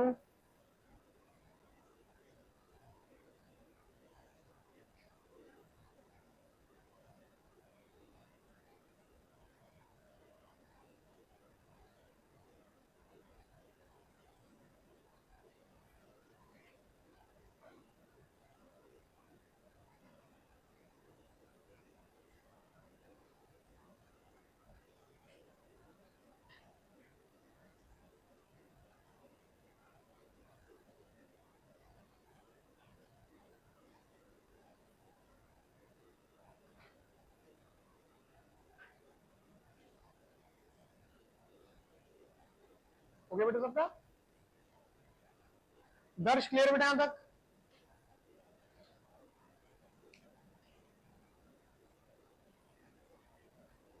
अगेन हमें न्यूमेरिकल्स में चाहिएगा ये, तो थोड़ा सा ध्यान रखना है। अब एक बात बताओ, अभी थोड़ी देर पहले चैप्टर शुरू करने से पहले हमने एक पॉइंट सीखा कि पुराने टॉपिक्स में से हमें एक चीज ध्यान रखनी है। क्लास 10th में से अगर हमसे कह रहा है पोटेंशियल डिफरेंस, अगर हमसे कह रहा है पोटेंशियल ड्रॉप, तो हम उसे क्या लिखते हैं? Current into resistance. क्या लिखा जाएगा? Current into resistance. अब इस कंसेप्ट को हमें इस्तेमाल करना है और ध्यान से सीखना है। ठीक है भाई, होगा सबका? स्वीटी डन बेटू? जल्दी से कर फटाफट। अच्छा, इसको करते करते सुनो ध्यान से अगले टॉपिक के लिए। मान लो हम लोगों को पूरे दिन काम करना है, तो पूरे दिन काम करने के लिए हमें कुछ ना कुछ अमाउंट की एनर्जी स्टोर करनी पड़ेगी। और ऑन एन एवरेज एक ह्यूमन बॉडी को पूरे दिन अच्छे तरीके से, बैलेंस तरीके से काम करने के लिए कितने कैलोरी की जरूरत है? एनर्जी जो इंसानी शरीर स्टोर करता है वो किसकी फॉर्म में? कैलोरी। ठीक है, तो औसतन हमें कितनी कैलोरीज चाहिए? कैलोरी डेफिशिएट में भी नहीं जाना और बहुत ज्यादा भी नहीं करनी। ऑन एन एवरेज कितनी? 2500। 1200 से डेफिशिएट हो जाएगा, वेट लॉस के लिए चाहिए होगा। ठीक है, अगर हमें बढ़िया तरीके से पूरे दिन मेहनताना काम करना है तो 2000 से कितना ले लेते हैं? 2500 एवरेज ले लेते हैं कि नॉर्मली हमें कितनी चाहिए? चलो 2000 मान लेते हैं कि हमें 2000 कैलोरी चाहिए ही चाहिए। अगर उससे कम हुई तो हमारी स्ट्रेंथ कम होने लगेगी, उससे ज्यादा हुई तो हमारी जो बॉडी का मेटाबॉलिज्म है वो गलत तरीके से फैट को स्टोर करने लगेगा। तो अभी इतने लेवल पे नहीं जा रहे, हमें कितनी चाहिए? 2000 चाहिए, 2000 कैलोरी। हमने खाना खाया, प्रॉपर डाइट ली और वो हमने स्टोर कर ली। कितनी स्टोर कर ली? 2000। डन है। अब हम ओवर द डे काम करना शुरू करते हैं। तो आप मुझे ये बताइए, अगर हमने 2000 कैलोरी कंज्यूम करी है तो क्या काम करने में वो पूरी 2000 कंज्यूम होगी? Agree to this point? भाई कुछ ना कुछ अमाउंट उस 2000 कैलोरी में से हमारी बॉडी के अंदर ही यूज होगा या नहीं? भाई मेटाबॉलिज्म मेंटेन करना है, सेल्स एंड टिश्यू रिपेयर चल रहा है या नहीं, ब्लड सेल्स फॉर्मेशन चल रही है, बहुत सारी चीजें होंगी। तो इसका मतलब जो हमने 2000 स्टोर किया वो एग्जैक्ट 2000 इस्तेमाल नहीं होगा। उस 2000 में से कुछ छोटा सा हिस्सा हमारी बॉडी के अंदर ही वेस्ट हो रहा है। भाई देखो, हमारे लिए तो वेस्ट है अगर देखा जाए। हमने जो 2000 कैलोरी कंज्यूम करी वो ये सोच के करी कि अब हमें उतना काम करना है, बट वो पूरा 2000 काम नहीं कर रहा। क्यों नहीं कर रहा? क्योंकि उसमें से कुछ हिस्सा हमारी बॉडी यूज अप कर रही है। हाँ या ना? एग्जैक्ट ऐसा ही आपके सेल के साथ भी है। ठीक है, अब क्या कंसेप्ट है उसे समझो ध्यान से। अगेन न्यूमेरिकल कंसेप्ट है। We have to ready the equation of charging and discharging. हमें जो मेन इस्तेमाल करनी होती है वो डिस्चार्जिंग इस्तेमाल करनी होती है। ठीक है, डिस्चार्जिंग का मतलब हुआ जब हम करंट को बैटरी से क्या कर रहे हैं, विड्रॉ कर रहे हैं। ठीक है, अगर हम बैटरी को करंट देने लगेंगे तो वो क्या होने लगेगा, चार्जिंग। हमें जो मेन सीखना है वो कौन सा सीखना है, जब हम वहां से करंट क्या करेंगे, विड्रॉ करेंगे। ठीक है, और बहुत कोई रॉकेट कंसेप्ट नहीं है, बहुत बेसिक सी चीज है, समझना ध्यान से। मान लीजिए हम लोगों ने मार्केट से एक सेल खरीदा, ठीक है, एवर रेडी, निप्पो, ड्यूरासेल, जो मर्जी, डन। उस पर रीडिंग कितनी लिखी होती है, 1.5 वोल्ट, हाँ है ना। अच्छा ये देखा है नहीं देखा कभी, चेक करना। ठीक है, आप मार्केट से सेल लेकर के आ रहे, अरे घर पे टीवी में से रिमोट में से निकाल लेना और उस पर देखना कि रीडिंग कितनी लिखी है, तो कितनी मिलेगी आपको, 1.5 वोल्ट। अब जो ये 1.5 वोल्ट अभी लिखा है यहां पर, मैंने इसे कहीं कनेक्ट नहीं करा, इसे कहीं इस्तेमाल नहीं करा। महिमा आराम से बात करने के लिए मैं समय दे दूंगा, यहां ध्यान लगा लें मेरे बच्चे। ठीक है, कॉफी वगैरह मंगा लेंगे, समोसा खाती है। अच्छा जैब, यहां ध्यान से, वो काट लेगी ना बहुत बुरी तरीके से। ठीक, तो हमने एक सेल लिया और इसे हमने कहीं पर भी कनेक्ट नहीं करा, हम इसे इस्तेमाल नहीं कर रहे। तो भाई ये जो वैल्यू लिखी हुई है 1.5 वोल्ट, ये वैल्यू इसका क्या होगा, this must be the maximum potential difference, हाँ या ना। And what is the maximum potential difference of a cell और अ बैटरी, उस मैक्सिमम पोटेंशियल डिफरेंस को क्या कहते हैं, ईएमएफ कहते हैं। तो भाई ये वैल्यू क्या रहेगी, ईएमएफ रहेगी। अब मुझे चेक करना था कि भाई मैं 20 रुपए का जो ये सेल खरीद के लाया हूं जिसमें 1.5 वोल्ट लिखा है, क्या ये वाकई में हमें 1.5 वोल्ट दे रहा है या नहीं दे रहा। और अभी हमने बात करी थी कि अगर हमें पोटेंशियल डिफरेंस मेजर करना है तो हम क्या यूज करते हैं, वोल्ट मीटर। हम लोगों ने क्या करा, अपने इस सेल के अगेंस्ट इसके टर्मिनल्स पे, ध्यान से सुनना है बेटा, हमने वोल्ट मीटर कनेक्ट करा कहां, इसके टर्मिनल्स पे। मतलब हमें जो वोल्टेज मिलेगी वो कहां मिलेगी, टर्मिनल्स में मिलेगी, हाँ या ना। भाई if this is my cell और अ बैटरी, ठीक है, तो जब मैं कनेक्ट करूंगा तो ये वाले टर्मिनल्स कनेक्ट होंगे ना, तो जो हमें वैल्यू मिलने वाली है वो इस सेल के कहां मिलेगी, बाहर, सेल के बाहर कहां, टर्मिनल्स पे, हाँ या ना। जब मैंने वोल्ट मीटर लगा के मेजर करने की कोशिश करी और मैं पूरा अश्योर्ड हूं कि यार मैंने 20 रुपीज पे करे कितने पोटेंशियल डिफरेंस के लिए, 1.5 के लिए, तो मुझे मिलना भी कितना चाहिए। सोचो हमने काम करने के लिए कितनी कैलोरी कंज्यूम करी थी, 2000। तो काम करते समय बाहर निकलनी भी कितनी चाहिए थी, 2000। क्या ऐसा हुआ था, नहीं, क्यों नहीं हुआ, कुछ ना कुछ अमाउंट की एनर्जी हमारी बॉडी के अंदर भी कंज्यूम हुई। तो क्या हमें 1.5 मिलेगा, कभी भी नहीं।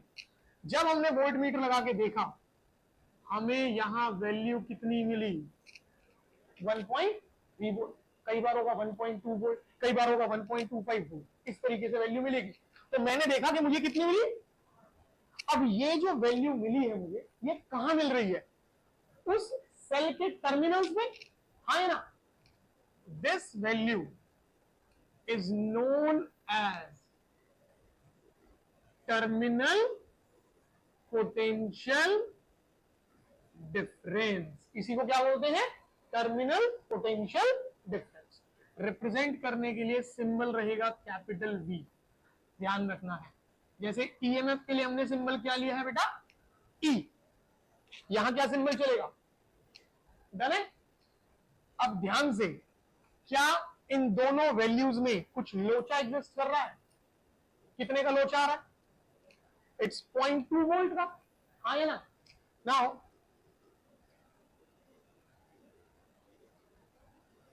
a difference of 0.2 वोल्ट, ठीक, इज, अब ये कहां है, 0.2 वोल्ट का जो डिफरेंस है, क्या मेरे पास वो सेल से बाहर आ रहा है या सेल के अंदर है, वेस्ट हो रहा है, किस वजह से हो रहा है, हाँ सोचो सोचो, पता है आप लोगों को यार किस वजह से हो रहा है, इंटरनल रेजिस्टेंस की वजह से। हाँ या ना? मानते हैं नहीं मानते? भाई 1.5 वोल्ट पूरी तरीके से काम करने की कोशिश करेगा, बट जो सेल इलेक्ट्रोड और इलेक्ट्रोलाइट है उनका क्या है, अपना इंटरनल रेजिस्टेंस, वो उसे रोकेंगे, जिसकी वजह से वो पूरी वैल्यू नहीं दे पा रहा, बाहर हमें उससे कम मिल रही है। तो जो डिफरेंस आ रहा है वो किसकी वजह से आया? इंटरनल रेजिस्टेंस की वजह से। तो जो ये 0.2 वोल्ट का डिफरेंस है, that the difference of 0.2 volt is basically is due to the internal resistance। बेटा हाँ या ना? वो किसकी वजह से? इंटरनल रेजिस्टेंस की वजह से। And this difference is termed as, इसे हम कहते हैं potential drop due to internal resistance. और इसे लिखा कैसे जाता है? मैंने आपसे कहा था कि पोटेंशियल डिफरेंस, पोटेंशियल ड्रॉप कैसे लिखेंगे? Current into resistance. कौन से रेजिस्टेंस है? Internal resistance. तो इसका मतलब मैं क्या लिखूंगा? Current into small. हाँ या ना? तीनों टर्म्स पकड़ में आई कि अगर ये मेरा सेल, ये मेरी बैटरी, ठीक है, मैं इसको कहीं इस्तेमाल नहीं कर रहा और इस पे लिखा हुआ है 1.5 वोल्ट, तो वो 1.5 वोल्ट क्या है? इसका ईएमएफ है, मैक्सिमम पोटेंशियल डिफरेंस है, ईएमएफ है। हाँ या ना? अब मैंने इसको सर्किट में लगाया, सर्किट में लगाया ये सोच के कि लिखा 1.5 है तो देगा भी कितना? 1.5। उस चीज को क्रॉस चेक करने के लिए वोल्ट मीटर लगा करके देखा और ये पाया कि वैल्यू थोड़ी सी कम आ रही है। भाई 1.5 लिखा हुआ था, ठीक, एक्सपेक्टेशंस भी किसकी चली? 1.5 की, पर मिला कितना? 1.3। तो जो 1.3 मिला वो कहां मिला? सेल के बाहर। सेल के बाहर मतलब कहां? टर्मिनल्स में। तो उसे क्या नाम दिया गया? Terminal potential difference. आया ना? और इन दो रीडिंग्स में जो डिफरेंस आया वो कहां गया? सेल के अंदर ही। किस वजह से वेस्ट हुआ? इंटरनल रेजिस्टेंस की वजह से। कंसेप्ट पकड़ में आया? पक्का? Now ready the equation. अब इक्वेशन बना दो। देखो, तो मैं यहां इस पूरे के पूरे पॉइंट को, जो मेरा ये 1.3 वोल्ट है, 1.3 volt can be written as 1.5 volt minus 0.2। भाई हम तो उसी की वैल्यू लिखेंगे ना जो हमें मिल रही है। तो जो हमें मिल रही है उसे मैं क्या लिखूंगा? 1.5 वोल्ट माइनस 0.2 वोल्ट। पहले बताओ बेटा, यहां तक किसी को कोई डाउट? शैडो गेमर रेहान, आप लोग क्लियर है यहां तक? श्योर? अगर वैल्यूज पुटअप करें 1.3 volt, what is this 1.3 volt? Terminal potential किससे रिप्रेजेंट करा? सो आई विल राइट V, ठीक, this is equals to, what is 1.5 volt? It is the EMF, so this will be written as E minus, what is 0.2 volt? So V is equals to E minus, जिन्होंने third chapter school में पढ़ लिया है ये equation जरूर पढ़ी हो। समझ आया? क्लियर हुआ? पक्का? नाउ यहां से क्या आप एक चीज देख पा रहे हो कि V will be less than E, कि जो टर्मिनल पोटेंशियल डिफरेंस है वो ईएमएफ से हमेशा क्या रहने वाला है? कम रहने वाला। हाँ या ना? तो प्रश्न पूछा जाएगा ऐसा क्यों, कि जो टर्मिनल पोटेंशियल डिफरेंस है वो ईएमएफ से छोटा क्यों है? और आंसर आपको पता है, किसकी वजह से छोटा हो रहा है? Potential drop due to internal resistance. तो ध्यान रखना है कि ये छोटा क्यों है, बिकॉज देयर ऑलवेज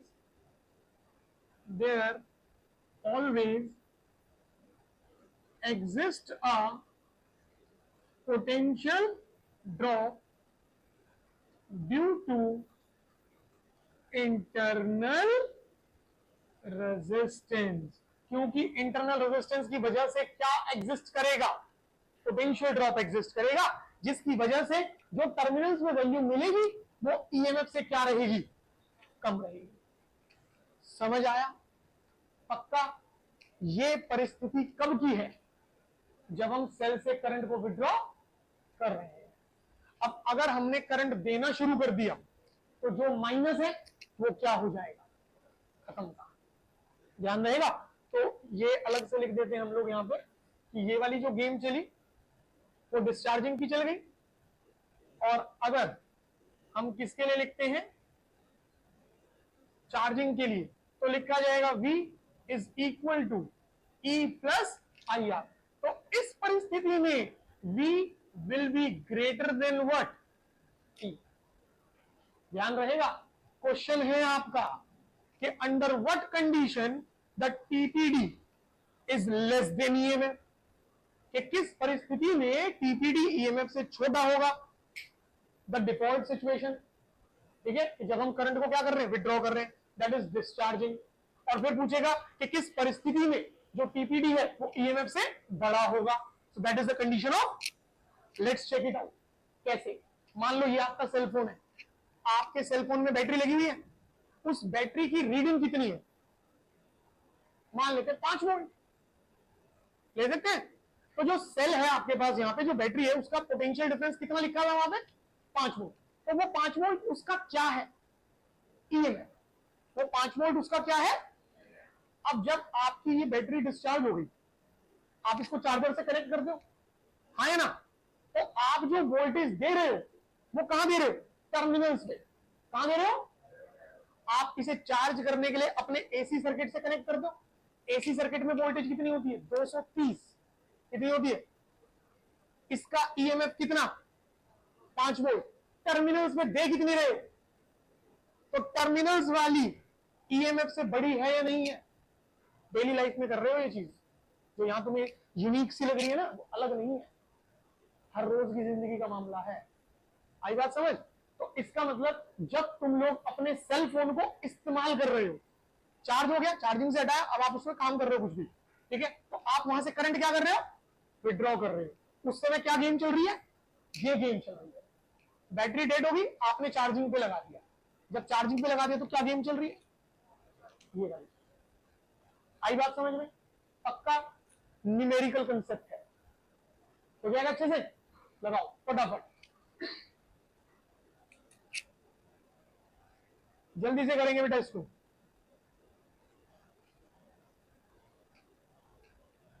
अभयराम, अभिषेक, अक्ष, अनिकेत, अनुज, अनुष्का राय, अर्पिता एंड ऑल, ध्रुव जोशी भाई, सबको क्लियर है।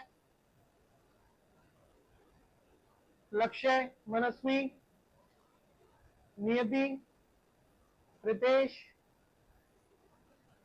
समीर भाई, जहां दिक्कत आए बेटा उस चीज को क्लियर करें। यश, क्लियर है बेटू, नहीं नहीं यश तो नहीं बेटा, इधर भी है।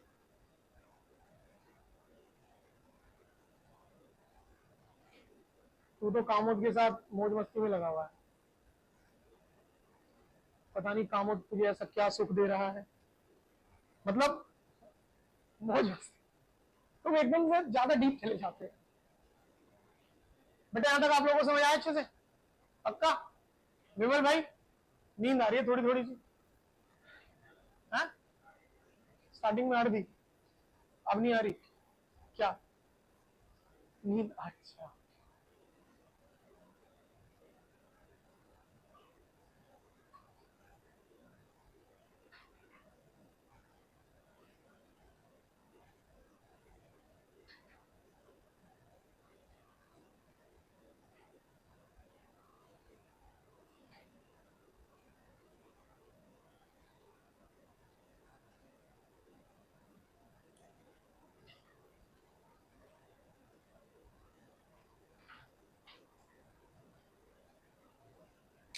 स्कूल से ब्रेक स्टार्ट हुआ आप लोगों का, अभी नहीं, किस किस का स्टार्ट हो गया। महिमा तो सो रही है सुबह आराम से 10-10 बजे तक, हाँ हाँ, आज बात करते हैं, घर पे एक बार खबर लेते हैं।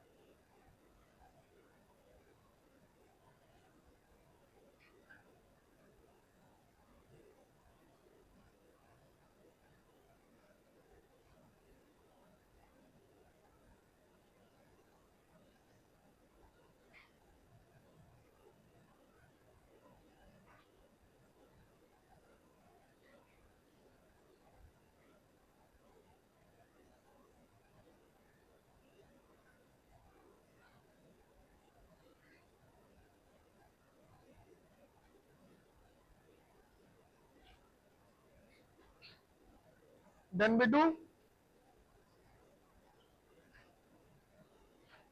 बेटा हुआ सबका? लवैंशी समय नहीं देखना, समय बहुत बलवान चीज है, निकलता जा रहा है दिन प्रतिदिन। आज कितनी तारीख हो गई?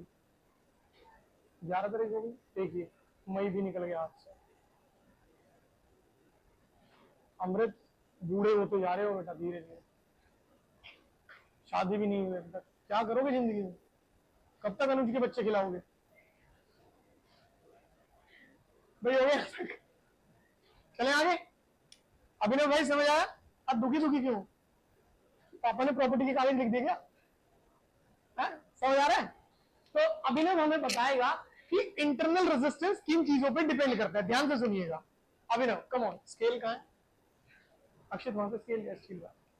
हाँ थोड़ा सा चटक पटक आवाजें निकाल ले। जी अभिनव जी थोड़ा जोर से,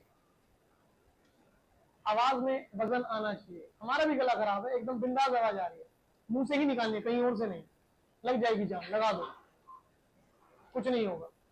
अगर हुआ भी तो घबराने की बात नहीं, डोर क्लोज कर ले, पानी है। चलो अब बताओ,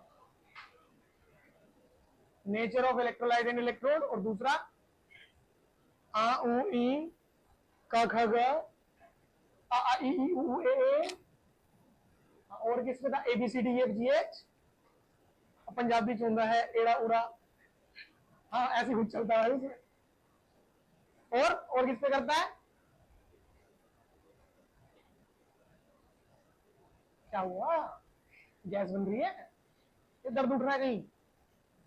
हाँ भी तीन तीन चीजों पे डिपेंड करता है। भव्य बता, एरिया किसका, तेरा मेरा या इलेक्ट्रोड का? इलेक्ट्रोड के बीच का एरिया। गांजा लगा के आया सुबह सुबह? हाँ हाँ, area of the electrode dipped in the electrolyte, ये एक हो गया। दूसरा है, गाली क्यों दे रहा है?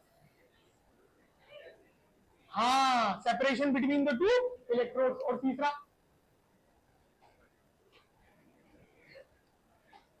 कौन सा है? इसने क्या बोला था? सुना तूने उसकी आवाज? सुनाई दी थी तुझे? नहीं सुनी? अब बताया। तीसरा क्या था भाई? Nature of the electrode and electrolyte. ध्यान रहेगा पक्का? तो आप बताइए मुझे, why TPD is always less than EMF? TPD EMF से हमेशा छोटा क्यों रह जाता है वैष्णवी? हाँ, because there always exist a potential drop within the cell, और वो भी किसकी वजह से? इंटरनल रेजिस्टेंस की वजह से। अमृत द बूढ़ा आदमी ऑफ हमारा बैच, अमृत हमें बताएगा कि अगर सर्किट ओपन है तो ईएमएफ को कैसे डिस्क्राइब करते हैं? अगर सर्किट ओपन है तो ईएमएफ को कैसे डिस्क्राइब करते हैं? देखो है ना, अनुज में से देख रहा है, यही तो बेटा इसी के बच्चे खिलाएगा। हाँ क्या क्या कर रहा है? क्या पोटेंशियल डिफरेंस जीरो होता है? तुम क्या बांग के परांठे खा के आए हो आज? हद है बिल्कुल। हाँ आयुष आप बताओ बेटा। इट इज सिंपली, अगर सर्किट ओपन है तो जो मैक्सिमम पोटेंशियल डिफरेंस है उसे क्या कहते हैं?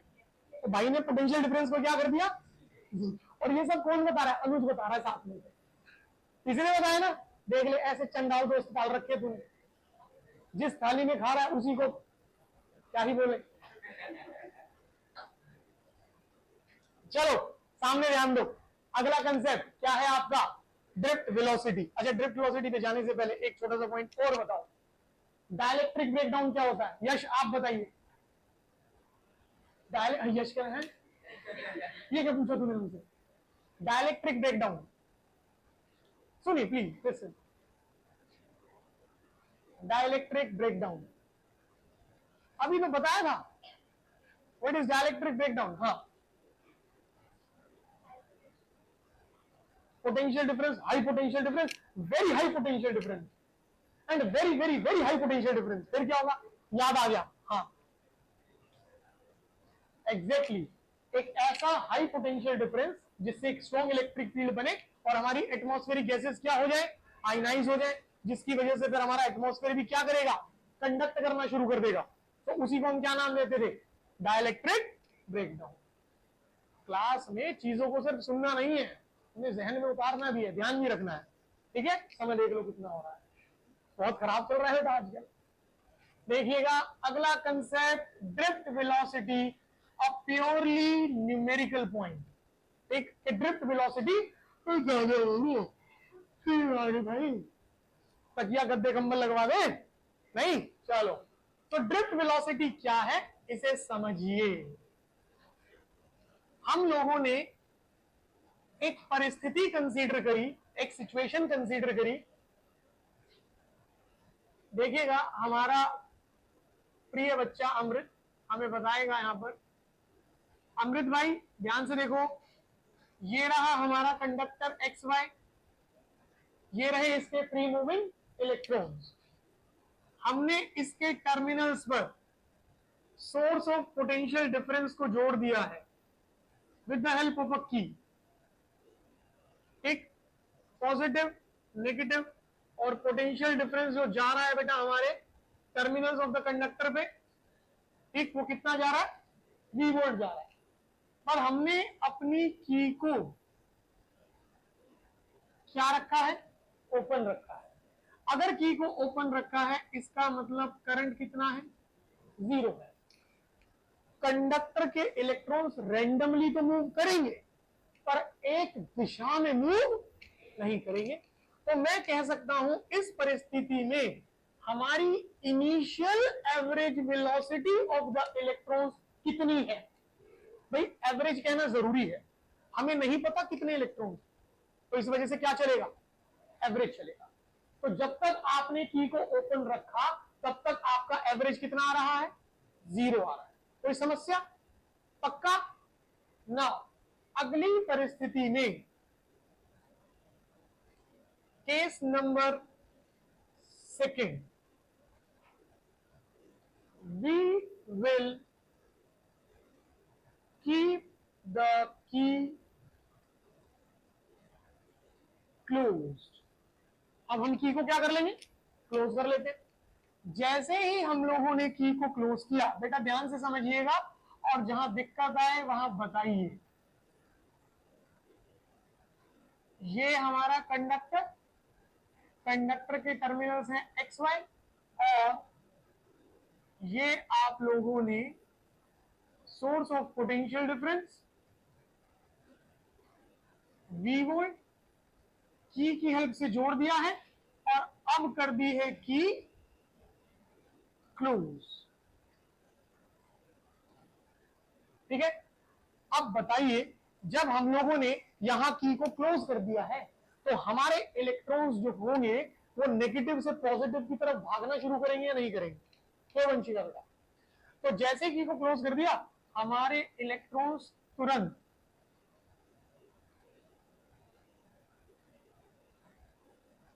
किसकी तरफ भागने लगे, पॉजिटिव टर्मिनल की तरफ। तो क्या यहां पर आपका एवरेज 0 हो पाएगा, बिल्कुल भी नहीं, ठीक।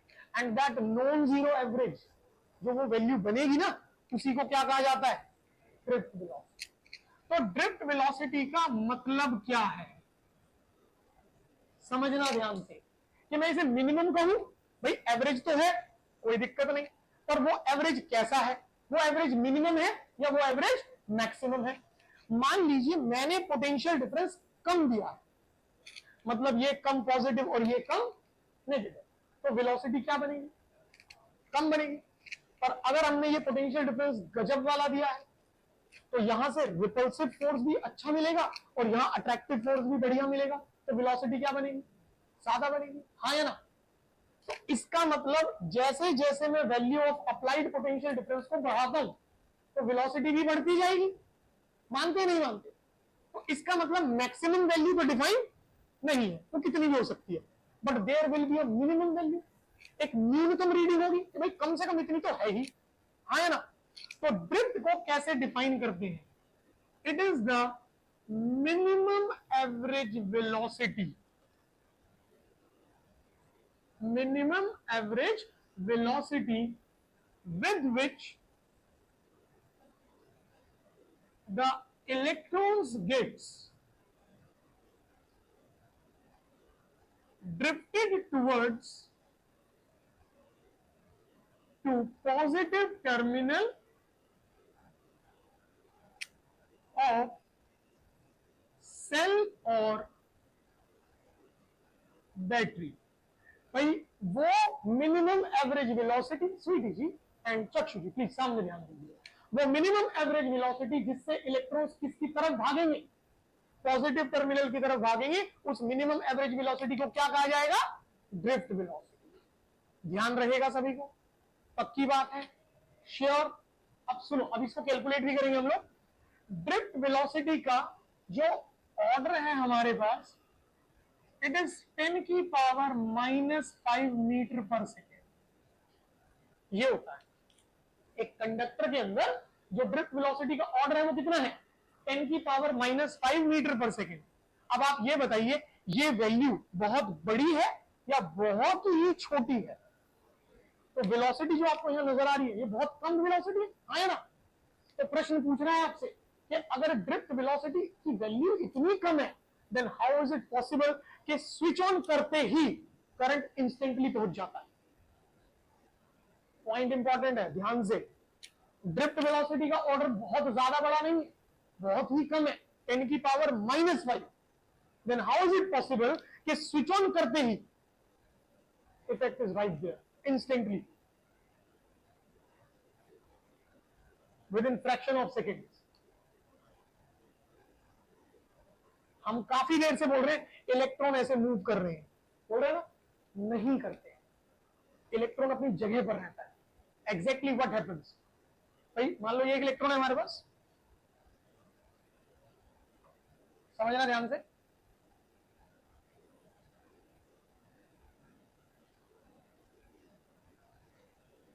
ये इलेक्ट्रॉन्स है हमारे, ठीक है। इलेक्ट्रॉन ऑसिलेट करते हैं। ये इलेक्ट्रॉन को, यहां से इलेक्ट्रॉन को एक पुश मिला पोटेंशियल डिफरेंस की वजह से, वो कोलाइड करा इसके साथ, उसने अपना एनर्जी मोमेंटम इसको दे दिया, फिर ये कोलाइड करा इसके साथ, फिर ये कोलाइड करा इसके, फिर ये करा इसके साथ, ऐसे। इलेक्ट्रॉन यहां से उठ के आगे नहीं जाता, समझे? इलेक्ट्रॉन अपनी जगह पर रहता है। आप क्या वर्ड यूज करते हो, कंडक्शन, करंट कंडक्ट होगा, बोलते हैं ना ऐसे। और कंडक्शन क्लास 11th में था आपके पास, the modes of transfer of heat, उसमें पहला ही मोड क्या था, conduction. There is no actual movement of the particles, particles की कोई एक्चुअल मूवमेंट, वो जो इफेक्ट ट्रेवल करता है वो किस वजह से करता है, क्योंकि वहां सबके सब एक दूसरे के साथ कैसे होते हैं, कॉन्टैक्ट में। The same thing is right here. आई बात समझ? तो इसका मतलब हमारे पास जो ये वेलोसिटी है ये तो भले ही कम है, कोई दिक्कत नहीं, परंतु वो जो इलेक्ट्रॉन दूसरे इलेक्ट्रॉन के साथ कोलाइड कर रहा है, फिर वो इफेक्ट ट्रेवल कर रहा है, that time is very much less, 10 की पावर -14 सेकेंड। वो टाइम लैप्स क्या है आपका, 10 की पावर -14। अब सोचो, वेलोसिटी भले ही कम है, कोई टेंशन नहीं, ठीक है, बट वो जो टाइम है वो क्या है, 10 की पावर -14। इस वजह say that effect travels so fast. तो अगर हम ये सोच के चले ना इलेक्ट्रॉन ऐसे घूमेगा, नहीं भाई, नहीं जा रहा वो कहीं भी, अपनी जगह पे रहेगा, क्योंकि वहां सारे के सारे इलेक्ट्रॉन्स एक दूसरे के साथ कैसे कांटेक्ट में, तो वो कोलाइड। आई बात समझ में? ध्यान रहेगा ये पॉइंट, पक्का? ये रीजन असर्शन में अभी जो डिस्कस किया, कर पाएंगे? दूसरा क्वेश्चन सुनो ध्यान से और समझो। आपसे कह रहा है, इज इट करेक्ट टू से while drifting from low potential to high potential? अगर आप ध्यान से देखें, इलेक्ट्रॉन कहां से कहां जा रहा है, नेगेटिव से, इसका मतलब वो कहां से कहां गया, लो पोटेंशियल से, हाँ या ना। और हमने चैप्टर 1 की प्रॉपर्टीज में भी पढ़ा कि electron travels from low potential to, that's why charge travel from high potential to, मानते हैं नहीं मानते? इलेक्ट्रॉन कहां से कहां जा रहा है, लो पोटेंशियल टू। तो आपसे कह रहा है, इज इट करेक्ट टू से that while drifting from low potential to high potential, all the electrons must be moving in the same direction? क्या ये कहना सही होगा कि जब इलेक्ट्रॉन ड्रिफ्ट कर रहा है लो पोटेंशियल से हाई पोटेंशियल पर, तो हमारे सारे इलेक्ट्रॉन एक ही दिशा में जा रहे होंगे? हाँ, सो जाओ बेटा। आधी दरिद्रता जो है वो इस वजह से ही आ रही है, क्योंकि आलस भरा पड़ा है शरीर में। और ये दरिद्रता पैसों की नहीं होगी, ज्ञान की होगी। हमारे बड़े बुजुर्गों ने कही है एक चीज हमसे कि आलस्य ही दरिद्रता का दूसरा नाम है। Laziness is the prior name of what? Poverty. And poverty is not only with the money. गरीबी केवल पैसों की ही नहीं होती। एग्जाम के टाइम पे ज्ञान की कमी होना सबसे ज्यादा बड़ी गरीबी है। समझो इस बात को। हमारे जो बड़े बुजुर्ग है ना, उन्होंने कोई भी बात गलत नहीं कही है, सच कही है। अमीरी गरीबी पैसों से नहीं होती भाई। एक इंसान महीने के 15,000 रुपए कमा रहा है और वो इंसान अपने गांव में पैसा भी भेज देता है और यहां पे रोज पार्टी भी कर लेता है, और एक बंदा महीने के 2 लाख कमा रहा है फिर भी कर्जे में डूबा पड़ा। देखा है ना ऐसा? तो अमीरी गरीबी का हिसाब पैसों से नहीं है। असली गेम किसकी है? दिमाग का खेल चल रहा है, ज्ञान का खेल चल रहा है, नॉलेज का खेल चल रहा है। लगे रहो आलस में और बन जाओ ज्ञान से गरीब, और फिर देखो तुम्हारा क्या हाल होगा। अभी उपासियां आ रही है 2 घंटे क्लास में, तुरंत क्या कर दे। तो चाचा शुरू के 15-20 मिनट तो भयंकर नींद में था। एक आदित्य भाई को देखो, अभी बीच में तो तान्या भी नींद में। पता नहीं कितनी नींद आती है तुम लोगों को। भाई यहाँ मेरे को अगर टेंशन होती है ना, मैं 3-3 दिन बिना नींद की चली जाती है और पता नहीं होता। चौथे दिन भी अगर सोना है तो वही 6-7 घंटे सो जाए, कोई दिक्कत नहीं है। और तुम लोग कुंभकर्ण की प्रजाति के हो तुम। अगर एक बार लिटा दिया जाए और गालियां ना पड़े तो उठोगे नहीं। ये हाल है तुम लोगों के। क्या ये छोड़ना यार, जाने दे घर, सोना है जाके। क्यों भैया? प्लीज अपने बड़े बुजुर्गों का कुछ ध्यान रखो। तो देख रहे हो ऊपर से तुम कह रहे हम थे इतनी मेहनत करते थे, ये हमारे तो नहीं हो सकता। सोचो, उन्हें तुमने मजबूर कर दिया ऐसा सोचने से कि क्या ये हमारे हैं। अब तो टेस्टिंग भी नहीं हो पाएगी, वो वहां तुम यहाँ क्या ही टेस्ट करवाओगे। दिवाकर के घर वाले बोलते हैं दिवाकर को, तुझे तो हॉस्पिटल से लाए ऐसे, तू रो रहा था हमारे बाहर बैठा हुआ, बड़ा क्यूट सा लग रहा था, हम ले आए।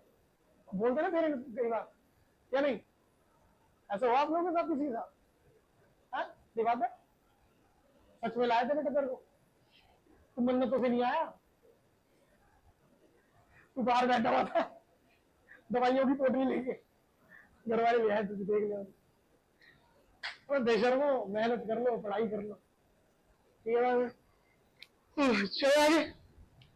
हाँ, तो क्वेश्चन क्या था हमारा कि while drifting from low potential to high potential, is it correct to say कि all the electrons will be moving in the same direction?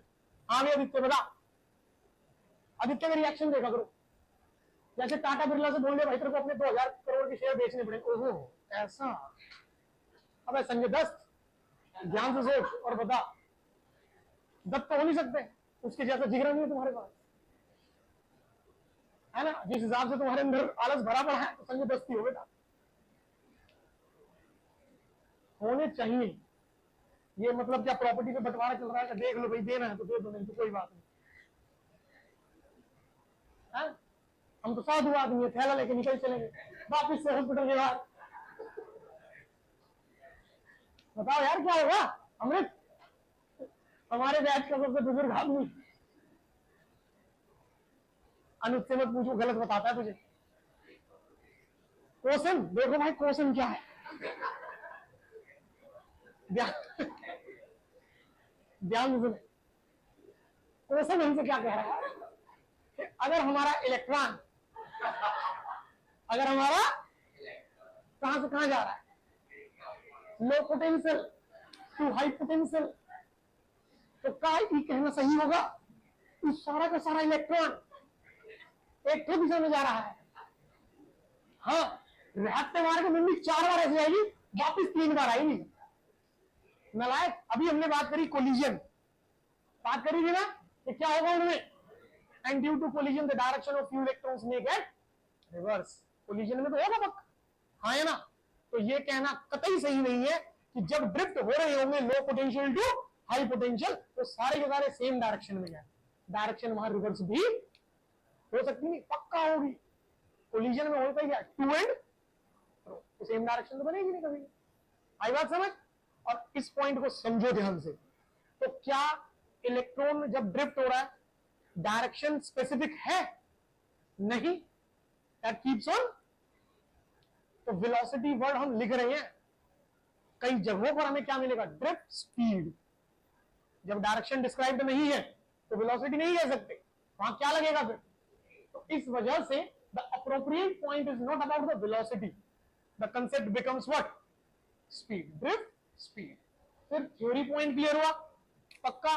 पहले से खत्म करो फिर कैलकुलेट करते हैं बेटा जल्दी से।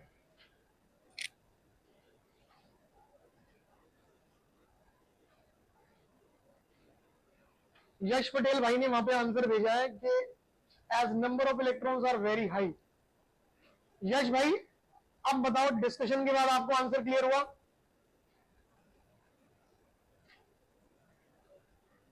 अभयराम के भी पेट में दर्द हुआ, कह रहा है सर वो मैथ्स का टेस्ट भी है 11 बजे।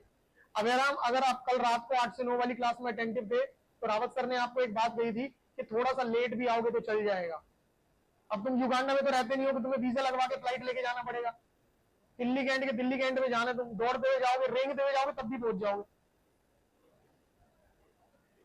ये हुई ना बात? Okay sir.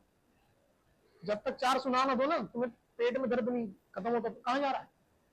अच्छा, इसे भी ले जा, अभी तक इसका भी दर्द दूर हो जाएगा।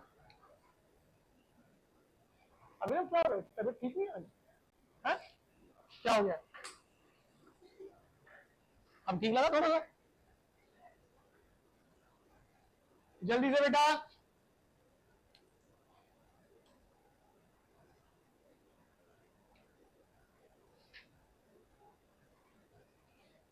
फटाफट से करो, ड्रिफ्ट वाला ये आखिरी कंसेप्ट रखते हैं, इसके बाद छोड़ देंगे आप लोगों को। स्वीटी जी देखिए, चेहरे में मुस्कुराहट देखिए। यानी एक ही जिंदगी है, वो भी इस बंदे ने खराब कर रखी है हमारी। संडे भी खा जाता है पूरा का पूरा।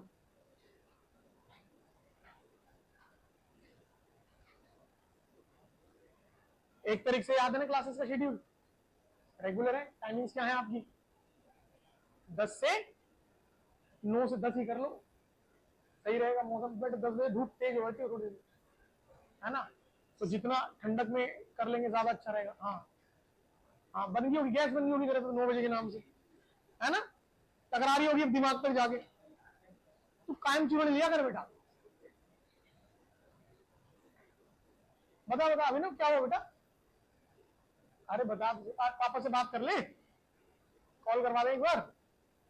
अपने आप तो तुझे फिर भी नहीं आना बेटू, तू क्यों परेशान हो रहा है? पापा लेके आएंगे तेरे को आराम से, और तुझे आधा घंटा पहले बुलाया करेंगे पानी का कंटेनर भरने के लिए।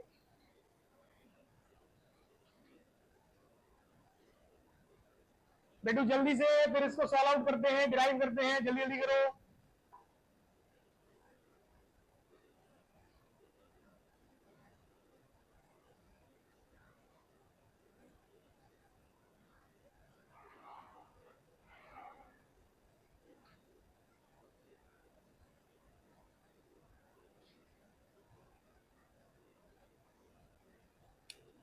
बेटा हो गया सबका? अभी तक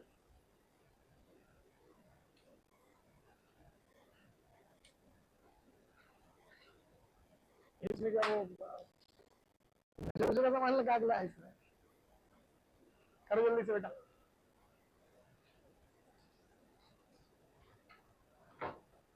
Now tell me what is the velocity time equation?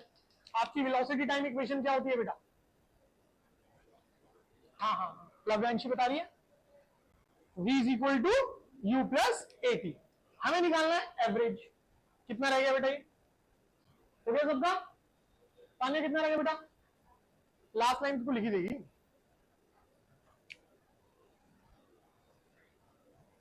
अब सभी लोग सामने ध्यान दे बेटू, एक बार कैलकुलेशंस को समझ लेते हैं भाई। According to velocity time equation हम कहते हैं v is equal to u plus at।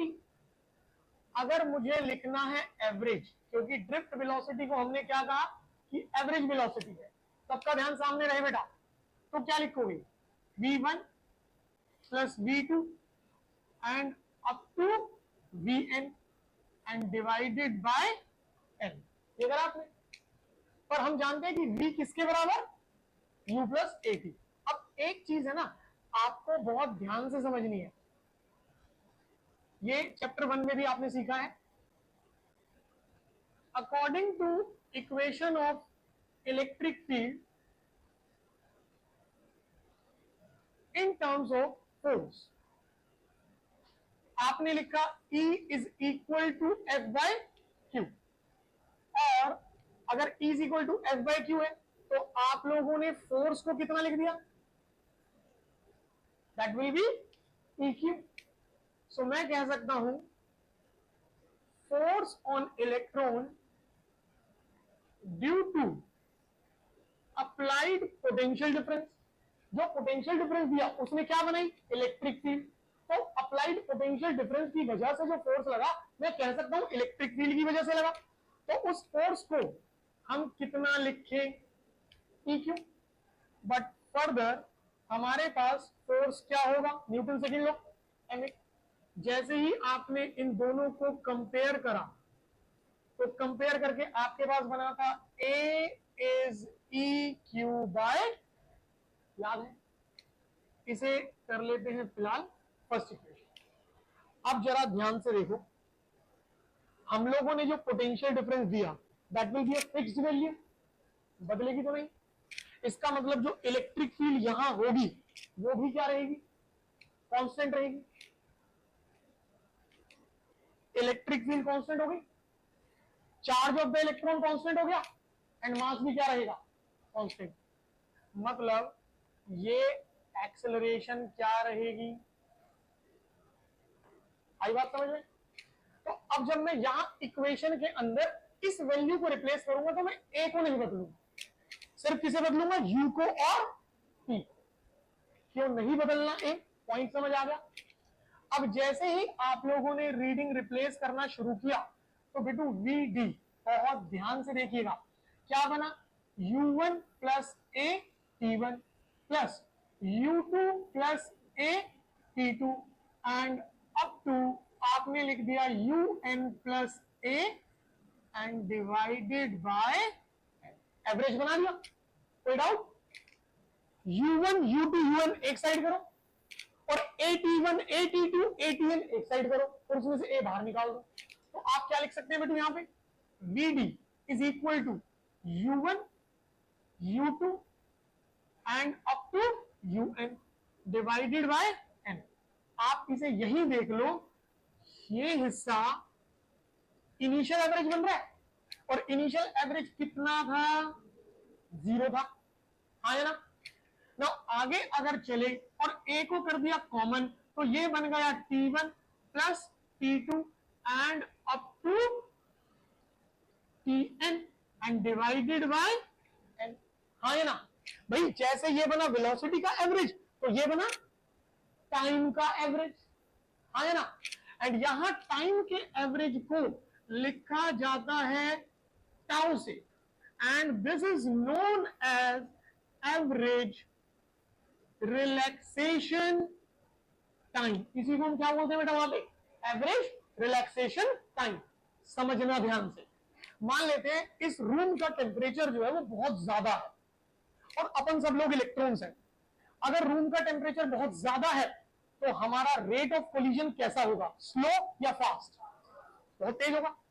अगर रेट ऑफ कोलिजन फास्ट है तो हम सब एक दूसरे पर ज्यादा टाइम के लिए फोर्स लगाएंगे या कम टाइम के लिए लगाएंगे, कम टाइम के लिए लगाएंगे, हाँ या ना। सो दैट टाइम लैप्स है भाई। मान लो अभी हमने कहा टेम्परेचर ज्यादा है तो एक गेम देखी, दोबारा समझो, इसका टेम्परेचर बहुत कम है तो रेट ऑफ कोलिजन कैसा होगा, स्लो होगा। अगर रेट ऑफ कोलिजन स्लो है तो हम सब एक दूसरे पर ज्यादा समय के लिए फोर्स लगाएंगे या कम समय के लिए लगाएंगे, बात समझ आई। So that time lapse between the two successive collisions is known as what, average relaxation time, जो कि टेम्परेचर के साथ कैसे वेरी कर रहा है, inversely.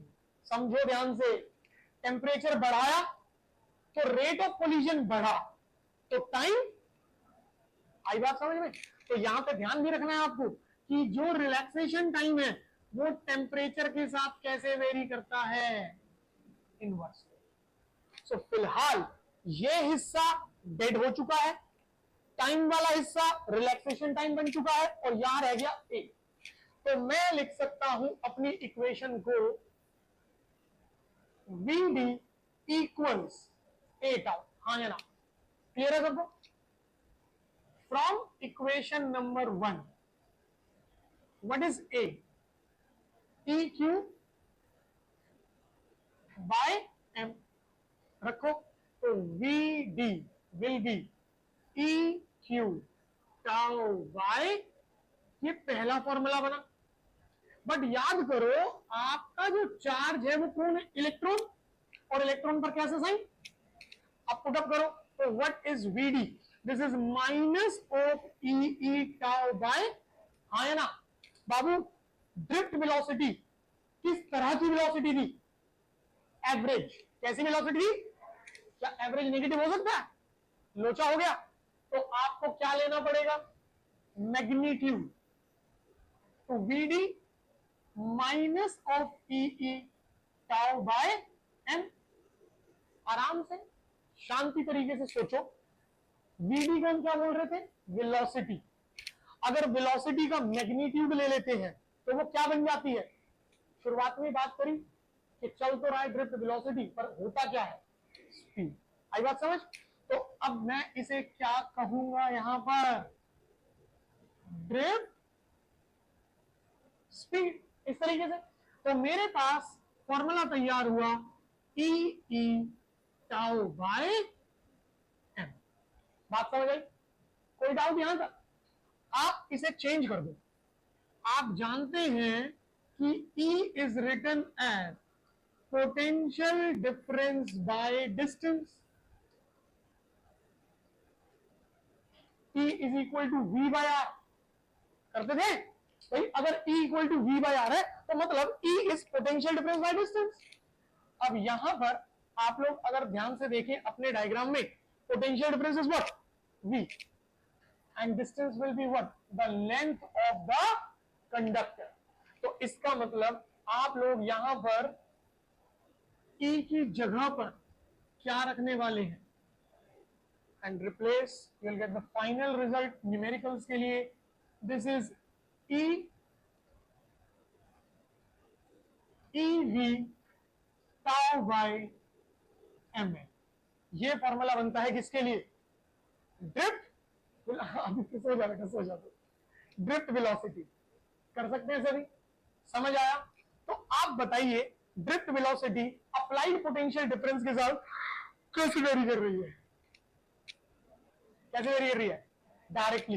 Length of the conductor के साथ कैसे वेरी कर रही है, इनवर्सली। टेम्परेचर के साथ कैसे कर रही है, टाउ से डायरेक्टली जा रही है, बट टाउ टेम्परेचर के साथ कैसे होता है, तो टेम्परेचर के साथ कैसे करेगी, इनवर्सली। आई बात समझ? क्वेश्चन है कि कंडक्टर के अंदर कौन सी वेलोसिटी टेम्परेचर के साथ डायरेक्टली वेरी करती है और कौन सी वेलोसिटी टेम्परेचर के साथ इनवर्सली वेरी करती है। तो इनवर्सली तो कौन सी करती है, ड्रिफ्ट। डायरेक्टली कौन सी करती है, thermal velocity. Class 11 gas pressure, average kinetic energy and all जो फॉर्मूलाज पढ़े, तो अगर आपको ध्यान हो वहां पर आपके पास काइनेटिक एनर्जी लिखते थे half of mc square is 3/2 of RT, इस तरीके से।